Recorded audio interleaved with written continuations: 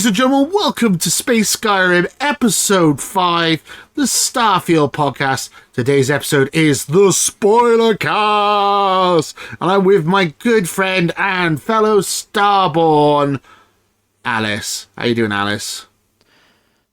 Hi, and my pronouns are she, they. So, Rich, last week, we gave you like about 2 weeks to clear the game up and complete the story so you could be able to hear the spoiler cast, but we pushed it forward because it turns out the main story, I was actually like a third way through, but it didn't take as long as I thought. Like, I could have like grabbed more powers, but I think based on everything I experienced, I decided to make a beeline to completely in the main story. Yeah. So in this episode, we get to discuss the entirety of the main plot. I'm excited. And then also in this episode, we get to discuss about New Game Plus and our thoughts on it. Yeah, so this spoiler cast today is a main quest spoiler cast. You didn't get far. You weren't far enough in the main quest that we thought it was wise to do it last week. Last week you hadn't got to the big thing that happens in the story, which we will get to when we hit spoilers. We're not in spoilers yet, but we will be in spoilers within the next 10 minutes or so.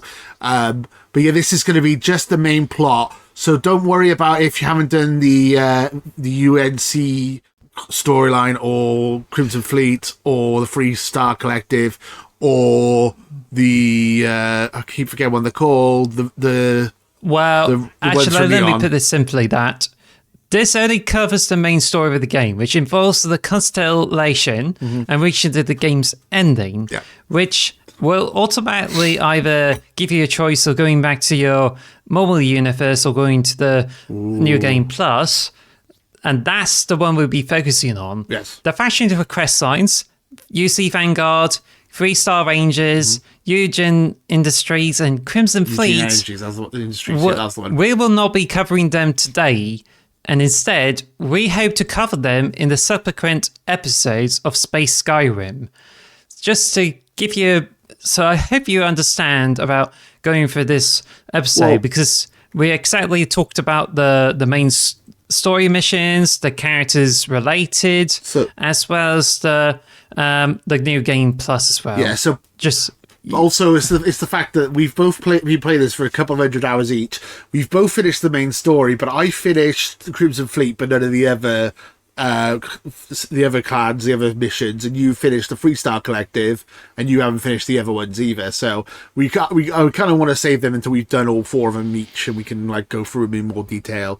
So it's just gonna be a main story. So don't worry if you're still trying to do the side quests, but we will be going into big story spoilers for the main plot of Starfield. And we got a lot to discuss. So we're going to be talking a little bit about New Game Plus as well, and what decisions we made, what happened to certain characters in our story, and so on and so on. Let's begin by focusing on the beginning, because every Bethesda game always brings you to the situation, life or death situation that really brings you out into the wilds. Like, Elder Scrolls game is pretty much famous that you start in a prison or as a prisoner. Yeah. Like Morrowind, you get to leave a ship as a prisoner. Oblivion, you're in prison. And Skyrim, you get taken to execution. Yes. But in Fallout series, you're in a vault and you finally start the game once you escape a vault. So, how does like Starfield handle the beginning? Is it you feel it's going to be memorable? I'm assuming everyone's played the beginning now, at least seen the beginning. You start off in a mine. I wasn't super fussed on this idea of starting in a mine, to be honest. I thought that was a bit meh, but it was alright. Got out of there eventually. But yeah, something like being like underground and then having a big reveal, I guess, Bethesda. So yeah, we left the mine and bumped into our good friend Barrett, and it was an interesting first mission. We had to go to basically had to clear the Crimson Fleet out from a base and save Barrett. Kind of save Barrett. I don't know. It's been a while since I've done it. Like, did you enjoy the first mission? I thought it was all right. I think the game really gets going a couple missions in, to be honest. But the first mission was okay. Yeah. I enjoyed it for what it was. Well, I do have to put my perspective on this because, yeah, I don't feel there's going to be memes coming from it compared to like Skyrim, because I don't think there's any classic quotes or anything. It's just like start off working, touch a fragment, and then you have hallucinations of all this, and then you just wake up, and then you just decide to go through the track record and go through the tutorial where you fight some epileptic space pirates before you get on the frontier. And you'll also get the choice to team up with Vasco, which I like Vasco. I think it's more of a tutorial than a memorable scene. Yeah. But I think it just gives me some interesting vibes. That it just reminds me of Red Faction, because you start off in the mine and then action kicks off. Yeah. Yeah, no, I get. At the beginning is interesting. I mean, it's not really that. Well, it's all right. It's just. It gets you there, gets you in the plot, it explains what's going on, I suppose. Gives you a reason to be there. Constellation, I feel, are a bit too willing to have you on board. It's like, oh, you found a rock, join us. It's like, okay. It's like, all right then. It was a bit like a jump. They're like a bit too accepting, I feel. But yeah. So should we just go into like? Because I kind of just want to talk about the big stuff, really. I don't want to go mission by mission. Well, we do have to go through the entire story, because I figure what happens next is that whether you come with Vasco or not, you then go to another point, and it's a one-down lab, and it introduces you to the dungeon. But once you get through all this, you then fly over to New Atlantis.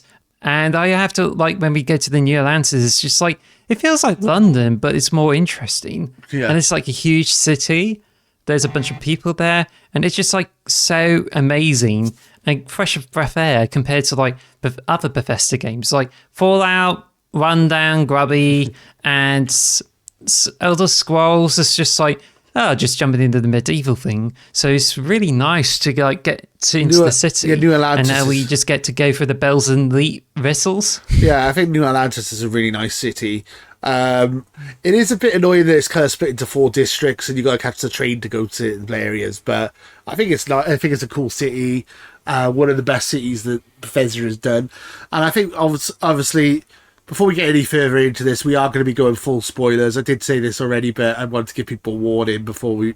I thought we'd do a non-spoiler chat and then a spoiler chat, but we've kind of just got into spoiler chat. So we will be going into further story spoilers. We're only on mission 1 here, but we will be going on through the story here and talking about the entirety of the story. If you have not finished Starfield, please come back and listen to us then.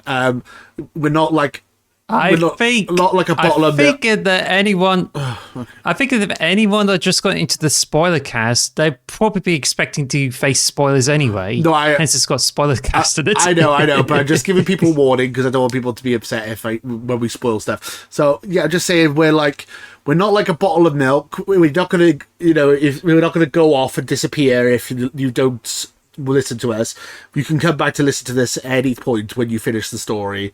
So take your time, finish the story, enjoy the story, and come back and listen to us if you haven't finished the story, because we are going to go into really big plot twists and plot points and what we happened to us and stuff, and it will spoil the game for you if you haven't finished it. So please come back once you finished it. That's all I wanted to say, and make sure that we're going to go full spoilers now from basically when we get to Constellation. So you want to go literally point by point. So we just got to Constellation. Yes. I would have preferred just to do the big stuff, but I'm fine with this. Okay, so we got to Constellation. We meet Sarah. Just be patient, Will. Everyone wants to know the full breakdown of the story. Okay. But I think it's just not a lot going on at the beginning. Well. So basically, you get into Constellation, and you instantly meet up with Sarah. And there's a few other things like Noel, there's Matteo and Walter Stroud. And you get introduced to these characters. And then you get introduced to your bedroom, which should have a unlimited storage. So, and this is that point where you get to go out anywhere. Yeah. I mean, the tutorial is just pretty much showing you the ropes and get used to it. And then once you get into it, you can get to explore everywhere. So But yeah, I think it's just like pretty much probably introduced to the game. But then again, I think it's just like it's already got a steep learning curve. Yeah. And you already got a slow beginning to boot. Like, if you compare it to Fallout New Vegas, cutscene, you wake up in the cabin and sort out your character, and then you step out and you get to explore everywhere. Whereas Starfield is a little bit heavy-handed in the first 30 minutes. So I like it. I still like the beginning. I like Barrett. I like the world, the world building and stuff. And you've got the fact that we got a ship. You got given the frontier really early on in the game. So some random guy just shows up on a planet and goes, "Here, have my spaceship." I was like, "Cool, thanks, I'll take it."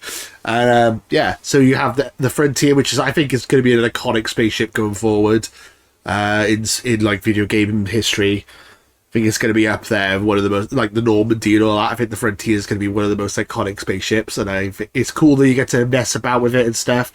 And so you use the Frontier, go to New Atlantis, meet Sarah and the gang, and you find your bedroom with the unlimited storage. And I don't know where we go from here. I was just trying to look at the plot points. Well, Bob, I think what happened next is that you don't have to continue with it. Oh, no. But there's definitely quests where it introduces to each and every character, and I think that's really clever. Mm-hmm. Like, I think it's like Into the Unknown, and it's probably where we meet Andrea. So yeah. I think that's where you get to meet one of the first companions there. And yeah, she's pretty interesting. I think it's like you don't get the whole pitch of her unless you get to meet up with her like personally. No. Yeah. Because what's beneath her is just like she believes in the big snake, one of her religions there, which is fandom. And then there's like the Sanctum and this one. There's like 3 religions there, which is not important for any quest line. No. You go to the quest and you just meet up with her. It's just a person you met. There's another really, really interesting quest where you get to learn more about Samco, where you go in this Akita city and then like you get to meet into the Ko household, and then you go into this whole cave, which just looks like a real Western. Yeah. And then there's a twist at the end where there's a gang of like hunters there. It's like, we're hunting the Ashita, so give us some money or something. So eventually I just like persuaded the leader out of this and then shot some beasts up. I persuaded you as well. I think that's a more fun mission, to be honest. So, yeah. And it was when I was introduced to like Sam Coe, which is quite fun. So yeah, with Sam Coe, he's the son of a famous explorer, something else Coe, or the grandson of it. And then you had to find the famous map that leads to an artifact, which is that mission. So did you... So is it the Solomon Coe, is it? I think it's Solomon Coe, yeah. Did you speak... So obviously Sam has a bad relationship with his dad.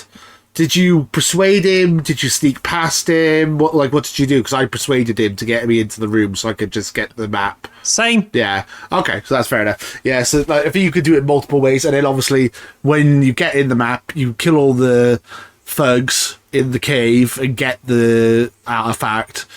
As you said, you get ambushed when you come back out. And it's like, then you have to... I think I persuaded the woman to let us go as well, which was fine. So yeah, that was an interesting mission. It's a lot of just gunfighting, but it was fun.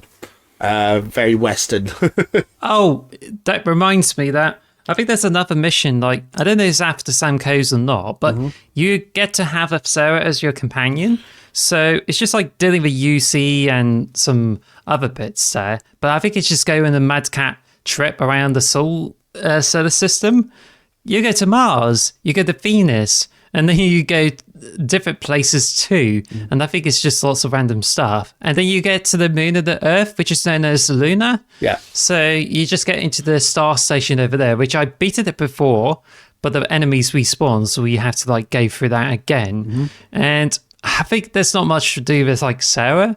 I think you get more if you get to be your companion. Yeah. But I think it's just like the male companions of Constellation seems to be more interesting than the female companions. What do you think? Well, I married Sarah my first run. In my New Game Plus, I've got Andreasia with me, so I wouldn't. I use Sam and Barrett briefly. They're both kind of fun characters, but as you know, Sam kind of got on my nerves a little bit, to be honest. His daughter just kept talking about haikus all the time. It's like, yes and no, you can do haikus. You've told me this 6 times. I got a brand new poem. It's called the haiku. It's like, yes, I've heard this story. Stop saying it. God damn it. But no, I like all the characters, to be honest. And we're going to get into a big spoiler thing in a minute, but yeah, I like all 4 of them. I think all 4 of them are great. I think you started to jump ahead as you really are excited for the bigger missions. Yeah, there's a very interesting mission there that you get this whole thing about To Vectera, which is a bit interesting because I think there was a quest in Fallout 3 where sometimes you go to the vault, which is more of a side mission. Skyrim, it's just like you going back to your prison to do this, and I think it happens in one of the faction quest lines, I'm not sure. Mm-hmm. But in Starfield, you go back where you get recruited and it's part of a main story. Basically, what happens that more pirates came in, they kidnapped a bunch of people, and like, oh, that sucks. Yeah. But then once you activate it, it's like the comm relay, it just points you to Hela. So you just go over to Hela and you thought the Barrett's there, but it turns out like, what was it? Like, I think a Hela is just like being wounded, and then Barrett says like, it's just like the princess is another castle stint. Yeah, so it's just land on a planet. So you're looking for Barrett, and then you find Hela, who was the guy who helped you with the mine at the beginning of the game. And they've both been kidnapped. You find the ship that's been crashed. This is a couple of weeks ago when I played this, so I'm trying to remember exactly what happened. So you find him, Hela, all injured and stuff, and then he's like, "Can I join your crew?" And I'm like, "Sure, why not? Okay." And then you find another. It's like, as you said, Barrett is in another castle, or your princess. Yeah. So he's gone to and then you outpost. Have to. Yeah. Then you had to go on a wild goose chase and just trying to find all the way to the specific planet, and you go into the pirate camp. So you go in, blow everyone up with a shotgun or whichever weapon you got. Oh yeah, shotgun works. And once you've done that, you get into this building, and as you step down, you discover Barrett having a fun chat with a bunch of Crimson Fleet pirates. Yeah. It's like, huh? Yeah, Barrett just don't give a crap, does he? It was interesting because I was like, I went in there with Sarah, and Sarah was like, "Oh, this isn't the first time this happened. Barrett always does this or something." Basically, when I started talking to the Crimson, so this isn't the first time.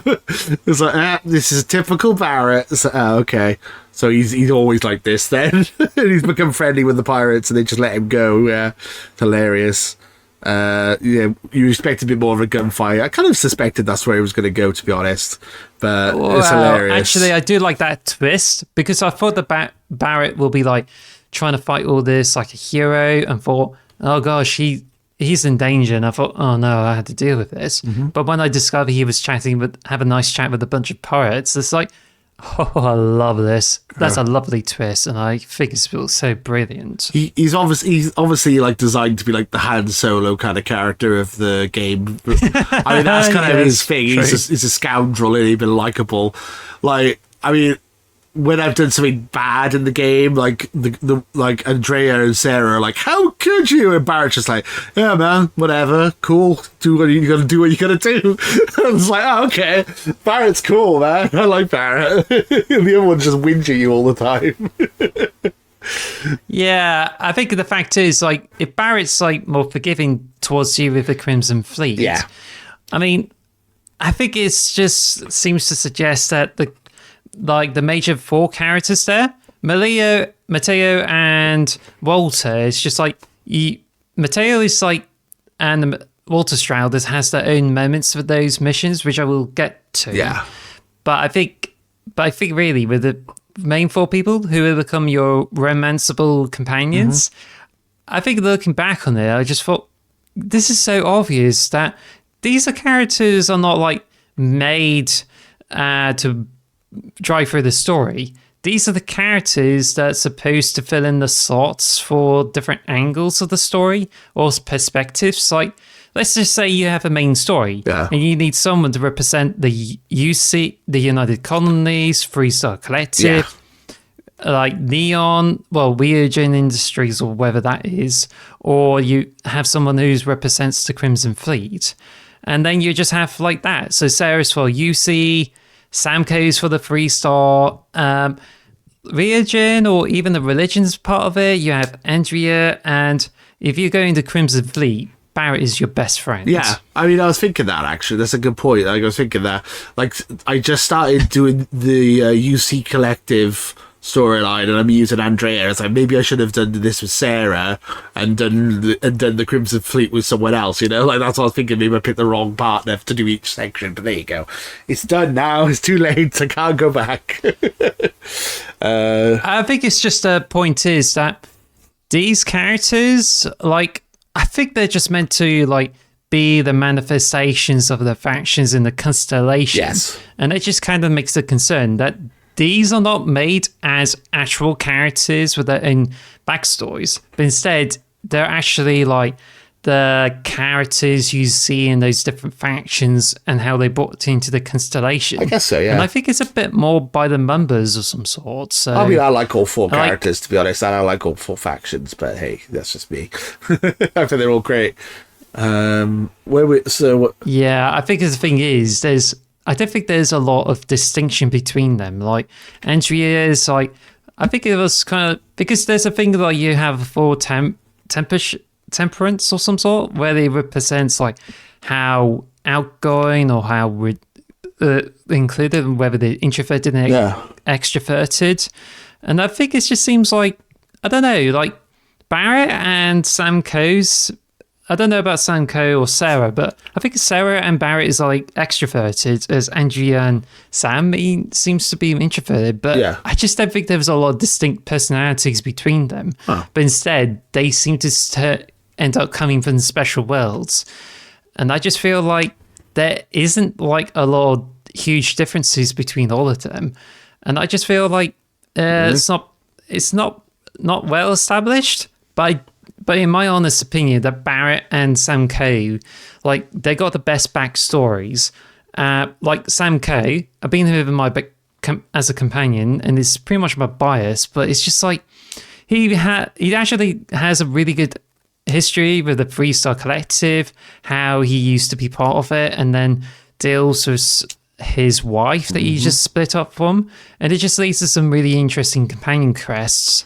Which I think this is a lot of cool stuff. I mean, and also Barrett, it's just like he comes for the more of an underground, and he knows a lot of stuff, which pays off in the missions. But I think when it comes to Sarah, who's been seen as the one who fights for justice and speaks with authority, I think she's more like a general's daughter than like some kind of hero type. I mean, she has a good story behind it. I mean, I've competed at companion quests.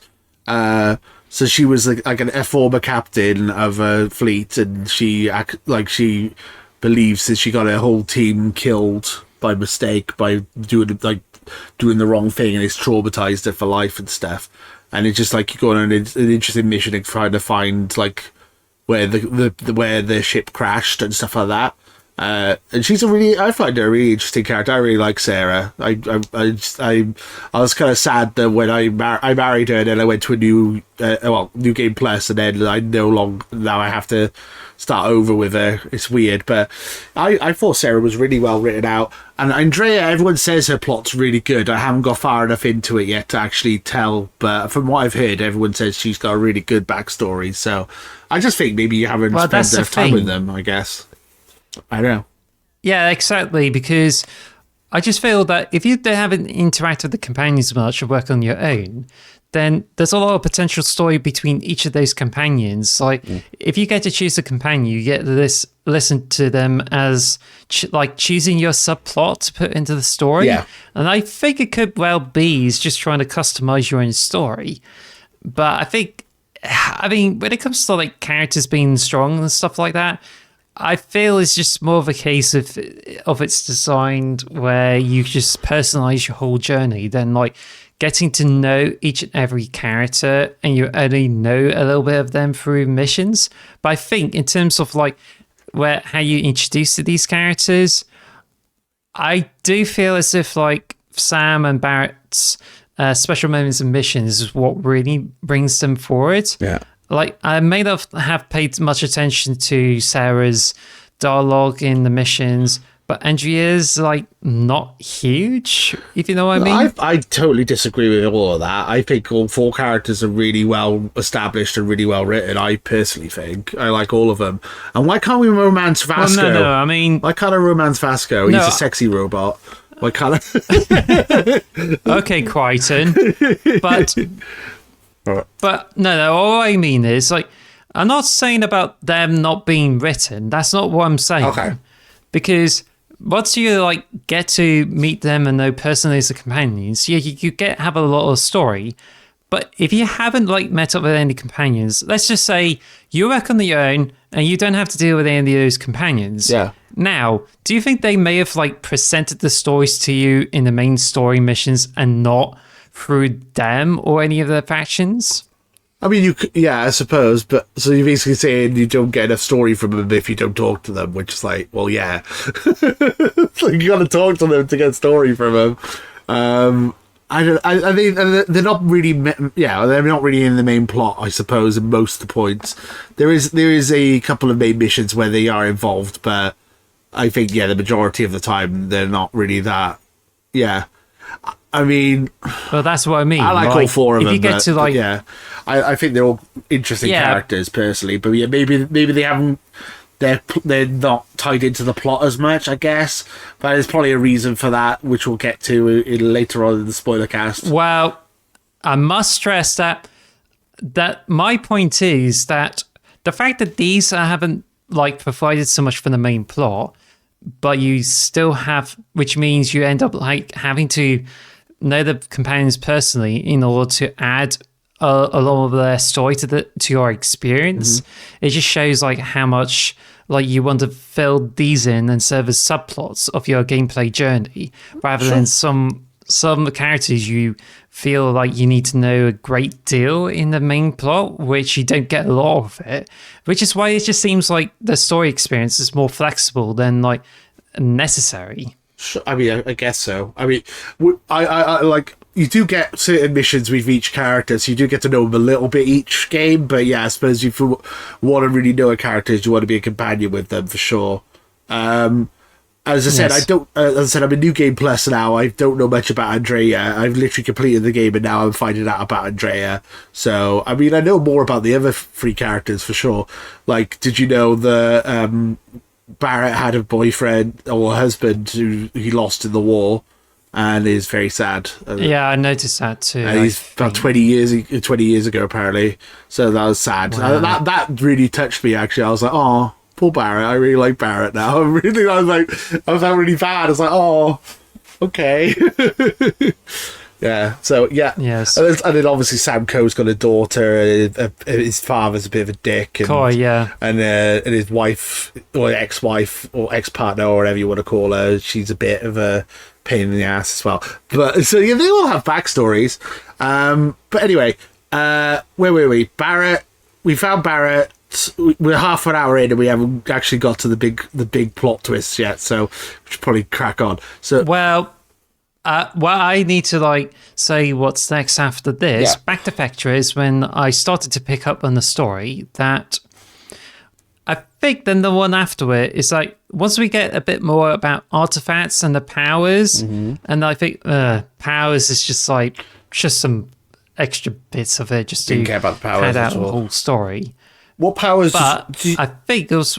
I was going to say, but I think it's just really interesting about the mission, which is called All That Money Can Buy, and that's where it's a moment with Walter Stroud. Ooh, that was a good mission. Which turns out he's got a bit of a company there. Yeah. So you just get to meet him up. You get introduced to some interesting characters. There's his assistant, and then you just get to arrange in the Astral Lounge, and you meet it with some seller of the artifact. And I think that's really good mission. quite interesting It does. It has a little bit of like some trying to figure out and sort out the puzzles. So I think it's just like a pretty interesting mission. It's just a bit of like trying to figure out how you just get on with it. So yeah, so we both have the parent mod, where the parent perk. So we both found our parents in the Astral it's Lounge. called Kid Trait. Yeah, we both got it's Kid Stuff Trait. Yeah, so we both bumped into our parents in the Astral Lounge, just chilling, getting high on fish. So that was funny. And then so we had there's a guy who had our artifact, and we're like, yo, give us the artifact. He's like, I want double the money that you wanted for it or whatever. Did you like negotiate with him, or did you like threaten him, or did you just pay him double? I talked him out of it and just paid him the money he was owed. Basically, it didn't double it. I just made sure he paid. Like, what did you do? Did you like convince him, or? I think I managed to like pay him the exact price there, and just got an artifact. Then we just like came out of there, and I think it was all right. But then I think it turns out that the ship got impounded, and we have to meet up with a dodgy dealer. So we just get out of the Astro Lounge, get over to the offices, upstairs, and then as soon as we got a lift, turns out we got stuck there, and like, oh no. And then this is where the most interesting part of the mission comes, which is also can be a bit of a nuisance, which took me like a few tries to actually get through, because it's meant to be a stealth part of a mission, but you don't have to do the stealth. You just have to kill everyone in it. Yeah. I mean, that's what you did, right? I just killed everyone, yeah. I'm not very good at stealth in this game. I tried, but I'm not very good at it. I always end up getting... or like, if I'm doing really well in the stealth, suddenly my partner will just start shooting people. Like, what are you doing? You're screwing me up here. So, yeah, this was stealth bit, and then...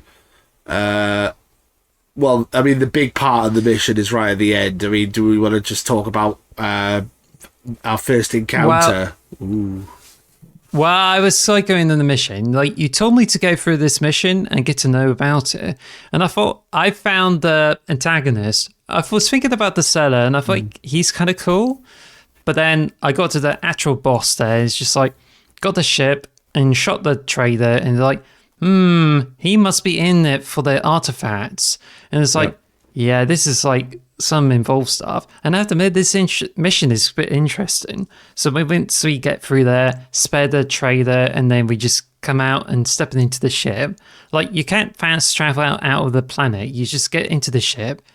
Then the twist actually happens that when we get into space, we discover there's some interesting ship right in space. I mean, what's that? We have the introduction of the main antagonist of the game, the Starborn. Dun, dun, dun.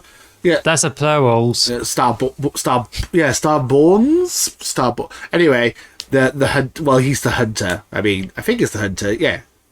You basically. Well, he's not probably introduced until later on. Yes. So in space, you get to fight this like ship. Well, you either fight the ship or you use grav drives to escape out of it. Which is what I did. And this is what you got out of it.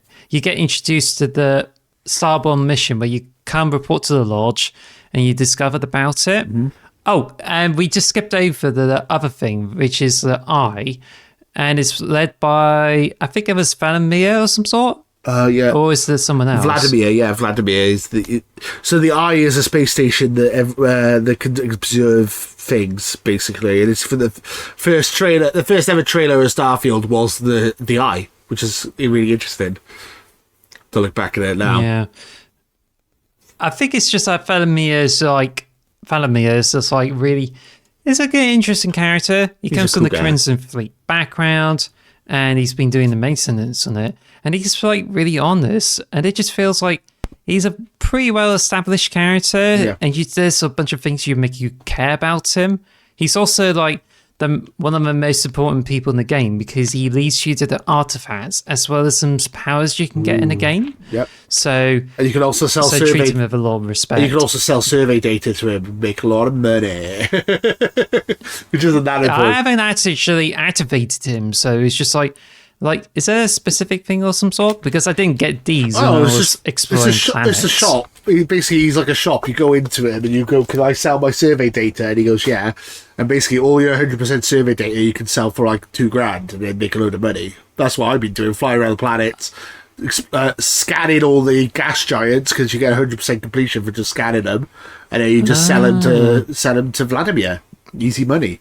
Easy money. I don't think I noticed that much, and I just kind of like overlooked it. So I think it's probably like one of the options where you can look through it. So okay, fair enough. But yeah, I like Vladimir. He's a cool character. I like Vladimir a lot. He's awesome. Yeah. So the Starboard exist. Da, da, da. What are these Starboard? Who are they? They're the baddies. Sort of. yeah. So yeah, you speak to Sarah. She's like, "Who are these Starboards? We've got to prepare ourselves. We've got to all that." And then is it the big mission now, or is there another big mission before? I can't remember. I don't know, because I think I'll bring up the Starfield walkthrough, because there's a Starboard mission which is basically talking with Sarah a bit. Yeah, and that's it. But I think I'll just go for the missions today, because I don't want to bring up a game, but there's a site that gives you the list of all those missions there. Yeah. So let's see. Starborn, there's a Further Into the Unknown. And I think it involves going to one facility and you get to grab an artifact. Yeah, it's not a big deal. And I think that's about it. And then it's the big one. It's just going to facility. Sorry? And then it's the big mission. The most important mission in the whole game, right? Or is there another mission before that? I know what you mean. Well, yeah, because I want to get into that. That's the whole thing. I'm 40 minutes in. This is the big part of the game I want to talk about. I'm very excited. So, it's not the short-sighted one, is it? Like, you're just dealing with boosting the eye capabilities, and basically you have like your companions joining in the eye, trying to fix things like Samco fixing this. It's the next one. Also, I think it's just basically like trying to sort of the eye and just like doing some errands, and then it just leads to actually it's a very interesting mission. But I find this to be the most annoying because it tries to focus on stealth, but it actually focuses on one of the game's weakest parts. So what happened is that there's an artifact that has been held by, which Vladimir knows about this whole thing, and the Scowl is like the fleet, and it's led by Captain Petro, who is pretty much the collector from Guardians of the Galaxy. Oh, right, I forgot about this mission. This is not the mission I was on about. Yeah, I totally forgot about this mission. So you got the collector guy who's like, "I have a collection of crap. I will love to sell you the artifact." It's like, give us the bloody artifact, you bastard. Well, yeah, so I'll go on, explain the mission. I was going to explain what I did during, like how I did it, but if you want to go into detail first, you can. Yes, so basically, Vladimir just mentions about the ship you can go to, and you have options there. So I think you could like fight him or try to fight your way through, but the best way is you have to board a ship there. So you can either disable the engines, or you could just like persuade him just to get in there, but you may have to save scum because I think it's a bit difficult to deal with it. I persuaded him. But once you get to board a Scowl, you just have a bunch of like some mercenaries or some shady people there. So, but you have Barrett chipping in, and he just says like he knows the space pirates and tries to like reason with them, which is quite nice. And that's another one of those missions which I found it most interesting because Barrett really helps you out throughout this whole place. I didn't have any help from Barrett. I was for Sarah. Sarah didn't do jack shit. Really? I did it. What's Sarah with you? Because I thought it was just Barrett. I think it was Sarah. I can't remember, but I persuaded him. I did all the persuasion myself, really. Yeah. It was good. Well, that's really interesting. Because I was going to say, I think it's just that varies with the different companions there. Because I think when I was reading the walkthrough, they had Samco as a companion there, but it turns out, Barrett was with me for the playthrough. I should have had Barrett. I like Barrett. So it sounds as if this walkthrough is just like picking the best the companion who is the most infinite, like the most related to you, and you just like take it through for the wide. So it's a bit like with that mission, I went up. I convinced it. I went like, "Oh, your collection can't be that good then if you're not willing to show it to people." And he's like, oh, "All right, then I'll show you my artifact." So he walked. I followed him to the safe. He showed me the artifact, and I just grabbed it. And he goes, "What are you doing, stealing my artifact?" Shot him. And then he goes, "Oh no, don't kill me, don't kill me. I'll let you go if you don't kill me." It's like, fine. And then that's it. That was literally it. So I literally got all the way to the vault without shooting anyone. I shot him, and then he literally 2 seconds later he surrendered, and that was it. Simple. I literally one shot cleared the whole completed the whole mission without only firing one single bullet. The whole mission. I don't know if you did it differently, but yeah, that was how I did it. Did you get a bounty from it? I'm not sure. I think I did. I might have, but I paid it off as soon as I got them. I have had a couple of bounties, so I can't remember exactly. But yeah, I just shot him and he just said, "Please don't kill me." It's like, all right, I won't kill you if you just let me go. Well, this is the most irritating thing, and it just makes Oblivion look really generous in comparison. Because I think it reminds me of one of those missions, probably in Thieves Guild, where you try to do this as best as you can without getting a bounty, and it's not very easy. Yeah. But this one is almost impossible to avoid a bounty. Like, first time, I failed the persuasion challenge with Petro, so it's just like, sneaked in. This place is a maze. Like, the raid points is not very good. Yeah. And I realised the orange door, you had to press the switch to get through there. Then went through them, trying to calm the people there, and then I still get caught and just everyone started to shoot me. And it's like, oh God, this is annoying. Like, one of the things you can do, like, you either pick the door or you try to pickpocket Petro, which if you have this as a perk, it just makes that mission a bit easier. So you went in, trying to sneak in, and then turns out like you steal this and you get bounty added. It's like, what? Mm-hmm. Like, I don't know, because when I retried again, managed to persuade Petro.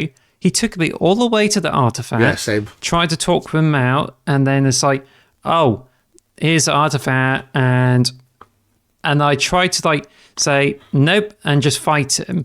But if you get to like take him down to his low health, it's just like gets on the ground, tells the other people to stop shooting. Okay, grab the artifact. Even if I got Barrett out and make sure no one's looking, still got the bounty. Yeah, that's what happened to me. Like, yeah, that's exactly what I did in the end. How would I ever avoid a bounty? And it's just like, it's almost as if the game gives you a tutorial on how you manage your bounty. I guess so. Like, because of this, you can't get into any planet unless you get sent to jail and get to the Crimson Fleet. Or you can just if you get, what I did is I tried to look for the place where you can pay off your bounty. Like, I tried to find the bounty on the Mars. It's just like, oh, we're going to pay off the bounty. Oh, you can't, because it's not a local thing. You had to deal with the colonies straight on. And like, what? I'm in the space. So then I went into the Freestar Collective space, tried to look for the Keter bounty board, couldn't find it. And then I just went over to Neon Core, and that's what I did. Went over to Astro Lounge, pay off the bounty, job done. Oh, okay. And I only paid like 50 extra credits, but I think, to be honest, it's just like, it just tries to rely too much on your intuition, and it expects you to get into trouble doing this whole mission. And this is like one of the worst missions to do, because it just seems to like try to get you penalized for doing this whole mission. And you have to be really smart or look up on the internet in order to figure out how you pay off the bounty. So accuracy, it tries to be really. It just tries to make you smart for the stealth. Mm-hmm. You try to sneak in, you try to pickpocket, but it just seems like, oh, you can't. Like, it just makes it like really impossible to do this without the bounty, and you just end up like getting the circles of what to do with the bounty. It's just so bad. Also, I'm not a fan of a sneak. The pickpocket is not well done either, and I think Skyrim did it much better. Yeah. So, were you saying about a.k.a. City? So, a.k.a. City, the bounty board is on your right in the bar next to the entrance. It's quite easy to find. Which bar? When you go through the town, as soon as you're into the town, you just go straight to your right, and it's in the bar in the front, where everyone's with all the tables and stuff. Also, any outpost you have, you can build a bounty board and put it in your outpost as well. So there's a couple of ways of doing it. There's a couple of ways of paying off bounties, but yeah, it is annoying. It's one of the most annoying is when you got a bounty in the Freestar and the colonies, so then it's like, well, where do I pay it off? Because I'm stuck in either one. Either one, I'm screwed. Oh, the bounty board in New Atlantis is in the bar, right at the beginning, by the spaceport, where you get all your extra companions from as well. So there you go, for a little bit of advice for people who want to pay off their bounties. I know this because I keep getting bounties because I'm a bad boy. I only got one bounty once, but I did smuggle a lot of contraband without getting caught. But I did save scum in order to avoid getting bounties. Fair. And I also got bounties by shooting good ships accidentally, so I then keep save scumming to get out of it. So bounties. Do you like bounties? Yes, for people they taste like coconuts. Yeah, it's a British chocolate bar for people who don't know. It's coconut chocolate. Bounties. No one ever. They always have them in these celebration tins, which are loads of chocolate variety box, and no one ever eats the bounties. They're always the ones that are left over. I like bounties. Anyway, that's totally a random off topic. So yeah, that is. And now are we on the good mission? Because we're 45 minutes in. I want to talk about it. Are we on the big mission yet? I've lost track. Well, there's a mission called Unity, and oh wait a minute, nah, that's a high price to pay walkthrough. Yay! High price to pay. Yeah, the mission, the most important mission in the entirety of Starfield, and the reason I did New Game Plus. So, if you're still here, you've sat here for 45 minutes and you haven't played the game, this is where the plot really gets interesting, and I don't want to spoil it for people. So, last chance. This is it. So, so basically, you have to make a choice between your two favourite companions, the ones with the most affinity. They put one on the eye, one in the lodge, and you get attacked by the hunter, and you have to decide where you want to go. You want to defend the lodge or go to the eye and save your companion friend. And whichever one you do, someone dies. So one of your 4 romance options, one of your 4 companions dies. Oh man, it's brutal, and I was really sad about it. And it was different. It was both different for both of us, right? So for me, it was between Samco and Sarah. Sarah was in the lodge with me, and Samco was in the eye. I went to the eye and found. I protected the lounge, escaped, went to the eye and found Samco dead. Really made me upset, and Cora was over his body crying, and it was horrible. I felt really guilty about it, especially because in the previous episode of Space Skyrim, we were talking about it, and I was saying about how much I hated Sam Coe and how much he was pissing me off. And then the next time I spoke to you, he was dead. And no, I regret everything. I feel awful. He was my friend. It just seems at the moment it just seems like it has to be one of the 2 or 4 companions who have the most affinity with. Yes, as far as I'm aware, that's how it works. Yeah, which is why I think it's a missed opportunity. You didn't have Vasco as one of the people who gets killed. Not Vasco. But to be honest, no. But yeah, I was kind of hoping Walter and Matteo would be the ones who get killed off during the quest. But apparently... Whoa, that's harsh. I'm not a fan of Matteo. He's religious, and the religion stuff kind of gets on my nerves. But no, I understand what you're saying. Yeah, completely. Yeah, so it was different for you. I had Sarah and Sam. You had 2 different characters. Well, Sam was one of your characters, right? So at the lounge, I can help out with Barrett, or I go to the Eye and I will be assisting with Sam Coe.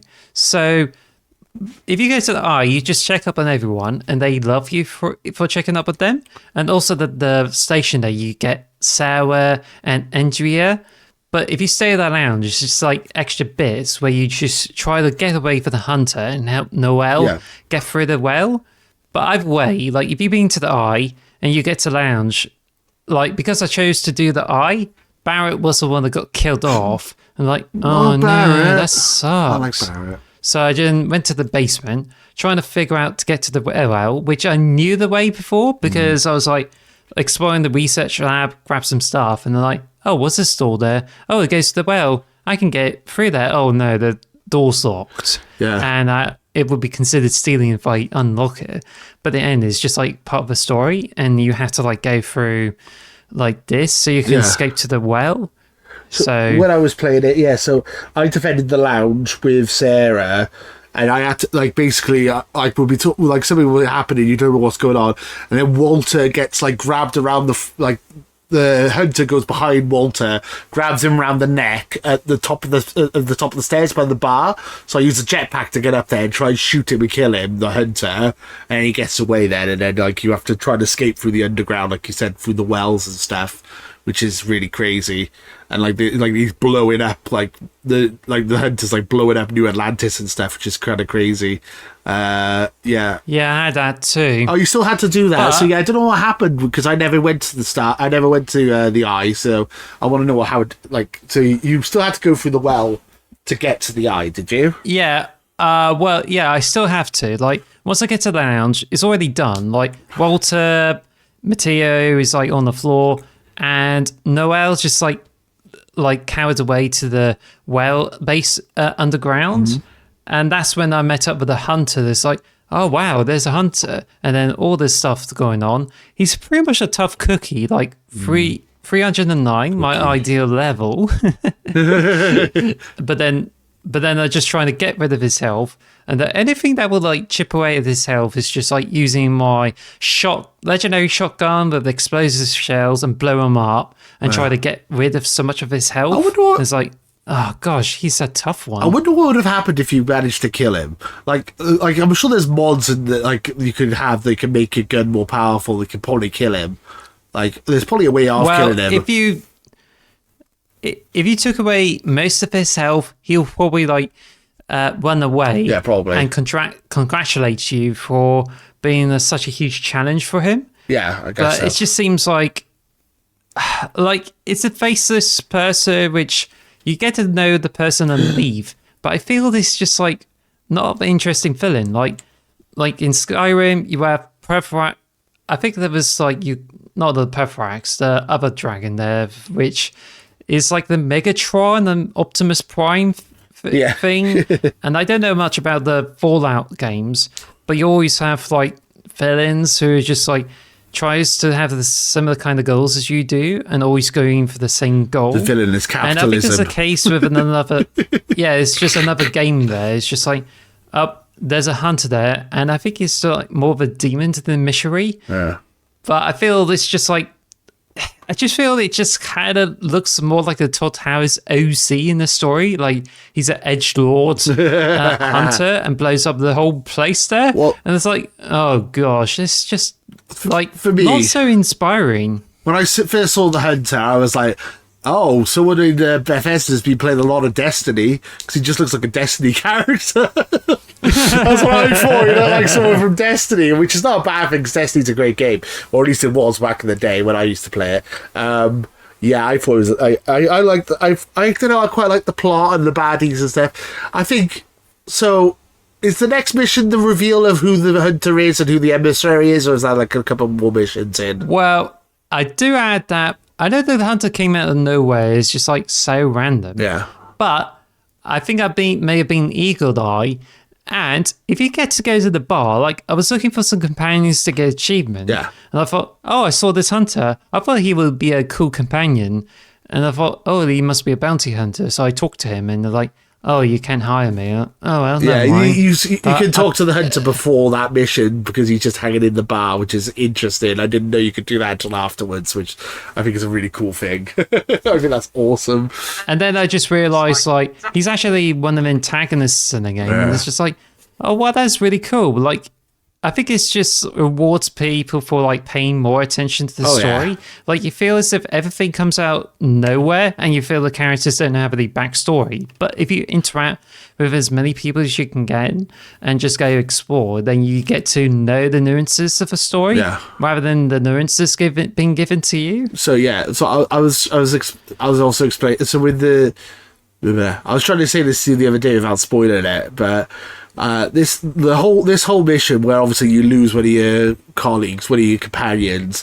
This is the whole reason why I'm doing a New Game Plus. It's because I like Sam Coe as a person. I didn't want to live in a world without Sam Coe in it, you know. So I'm like, New Game Plus. Even though you find his stories to be annoying. Yes, I know, I do. But he is the reason I have a New Game Plus, and why I've done New Game Plus is because I wanted to make sure that Sam Coe was alive in my universe, and no one had to die. And we could just have fun in my new universe. Yeah. So yeah. So that is like the biggest mission in the game. Let us know in the comments below who died in your story. Ooh, I'd love to know. Ooh. I'd be intrigued. Because I think it now could be it's any just of the like four. this mission, which the next mission is in Unity, and it turns out you discover more about the Unity. Like once you escape to the space, Hunter already catches up with you and has an interesting chat with you, but then he just scurries off.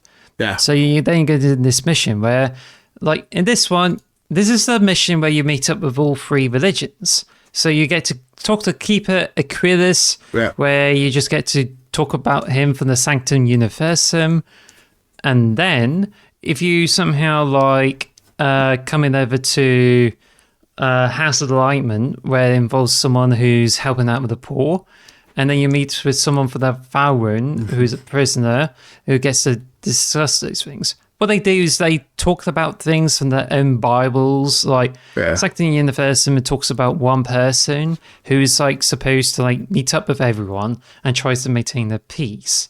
There's a House of Enlightenment and just talks about like how like they say about those things, and then you get to the prison, which is an interesting thing because it involves a special person who comes to the specific planet and gets to fight off a snake. And I think, wow, that's epic. But then once you get over to Keeper Aquilus, he gathers all those stories, and these are not actually like the myths of how it happened. These are actually got cryptic clues in it and tells you like where the planet is. And because there's like ad vitam infinitum, or whatever that is, he deducted that it's actually indum and says, oh, it's just like me.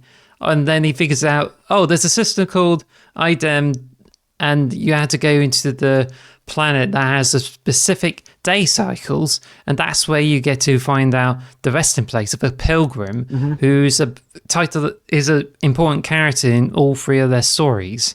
So you go through, collect the clues, and it turns out that this is a person who knows so much about the Unity and wants people to know him, but it just ends up like being like crazy and draws people away and just somehow fading into obscurity. And yet you just discover this rest and learn stuff about the Unity. Then once you beat that, I thought that was all part of the mission, but this leads to In Their Footsteps, which is where you discover the Scorpius when you get to the final resting place, and turns out, yep, Hunter's there, and you get to talk to the missionary as well. And it's like, yep, we get to meet up with this one and that one. Yeah, so this is where you go on their spaceship, and there's like the two Starborn, right? I'm trying to remember.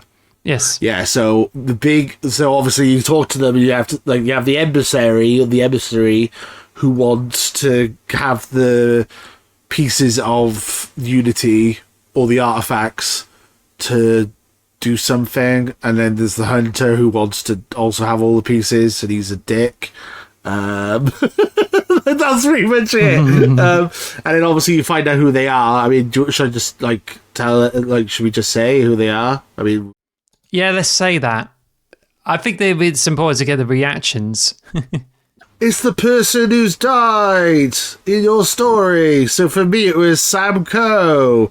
And I was like, is this some kind of sick joke? It's like, hi, I'm Sam Coe, but I'm not your Sam Coe. I'm a Sam Coe from another Spider-Verse. I mean, universe. It's like, oh. Yeah. And then the hunter reveals himself. And I'm like, oh, who's that guy? I don't know. I was like, who's this supposed to be? I meant to know this person. I think he's the... Is he the leader of the church? I don't know.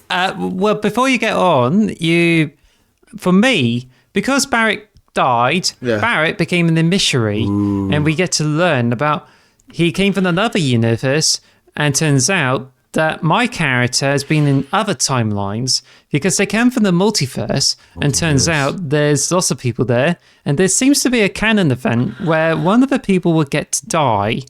So in the Missionary's original timeline, he was born in the death of my character. Yeah. And that's Barrett. And he went on to become Starborn and becomes who is known as a missionary. Yeah. But the hunter is always the same. So what you got, Lewis? Yeah, as I said, I got Sam Coe as my emissary. I would love to see the Barrett story. I would love to see that as Barrett, because I haven't seen it as Barrett. I would love to see that. But yeah, I don't know. It's very similar anyway. I don't know who the hunter is. No, I thought I recognised him. I mean, you're meant to recognise him. Is he the leader of the church or something? I can't remember. He's an old dude. Well, to me, the hunter is actually the... Well, I think it's the same in all playthroughs. Yeah, it is. But I'm pretty sure. It turns out that he is Keeper Acrylis, the one who decrypted the clues in their story, in other religious stories, and takes you to the planet. And it turns out that the Keeper Acrylis from another timeline became the hunter. And he's basically killing everyone who stands in his way of collecting all those artifacts, get more stronger, and he's out to go for blood and try to get stronger. And then it reveals there's a substantial thing that Starborns, they travel to other universes so they can collect all the artifacts and they gain more powers. It's like, but you know what this means? Starfield is another bloody multiverse story. I was going to say... Spider-Verse. Yeah, Spider-Verse. But this game has been in development for a very long time. And eight years. So it just so happens to be the multiverse story. I know, but I'm just saying, it's just funny that it comes out now after all these multiverse stories, because if this came out 2 or 3 years ago, it would seem a lot more original. It's like, oh, we kind of... It's like, oh, multiverses, yeah, we've done that. And then Todd Howard's like, damn it, this has already been done in lots of places now. Damn. Yeah, people are kind of getting tired of the whole multiverse thing, which is it's not Starfield's fault. It's been in development for a long time, so yeah. But it's interesting. I like the multiverse stuff. I think it's cool. And it contextualizes New Game Plus a lot better, which we'll get into, I suppose, when we get to the end. But I like the whole multi-universe thing. It reminds me of... this is a weird reference, but it reminds me of Pokemon. In one of the stories... Pokemon? Yeah, in one of the stories in Pokemon... Emerald, I think it is, or the new Emerald on the 3DS. It says each Pokemon game is basically its own universe, and everyone has multiple universes, and they're all connected up. That's it's crazy. There's a Pokemon game that has that, but it's just what? Yeah, basically. My Starfield and your Starfield are both different universes, which I think is really cool to think. We have our own universe, and then it's a multiverse of different plots. I think that's awesome. I think that's a dope thing to think.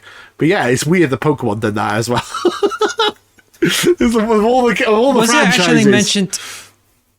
But is it mentioned on the game, or is it actually their theory? It's in the game. Really? Did it say that? It's in the DLC expansion, the DLC after the main quest in the Ultra Diamond and Omega Ruby, I think it is. Omega Ruby. Is it Alpha Sapphire, and Omega Ruby? Yes, is it? and then it's like the Delta episode. In the Delta episode, they talk about the what's it called? The link cable is what they call it. It's hilarious. They call it the link cable, which is like linking up multiple universes. So obviously, a reference to the Game Boy was the link cable. So it's like each version of Pokemon is its own universe. So it's like, oh, there's an Emerald version and a Ruby version, but they're both the same. They both exist. They're both universes, but they're slightly different because they have different Pokemon in them. And then each person's game has even more slight differences. So I think that's dope. Like each universe, each game is its own multiverse, which is crazy. Which is mad to think. Yeah, that blew my mind because I was like going through this, and it's just like the character who wants you to get like what's known as Rayquaza, and it's That's just the like, one. oh my gosh, Multiverse. That's it's a thing in Pokemon, which is madness.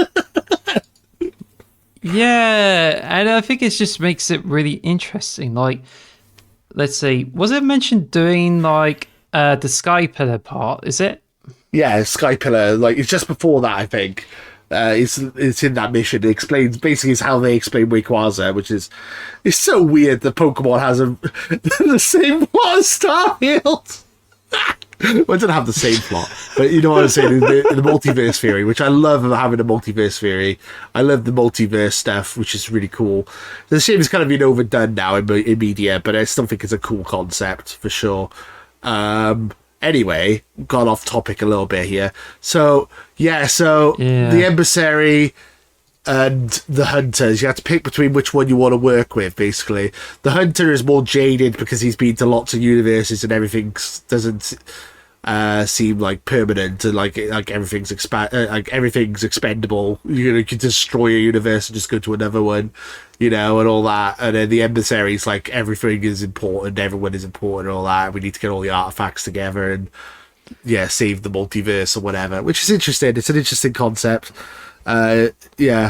Well, in your universe, it's just like, I want to make sure everyone's alive again and make sure they face their bad fates. Yeah. To me, I just use in the universe to soak up all the resources and then go to another universe. All right, you're evil. You're the evil one. I'm just like, I just want everyone to be happy. I was like, that's all my logic. I was like, I'm leaving my wife behind just so Sam Coe can live. Like, that was my logic. I was gonna. So we've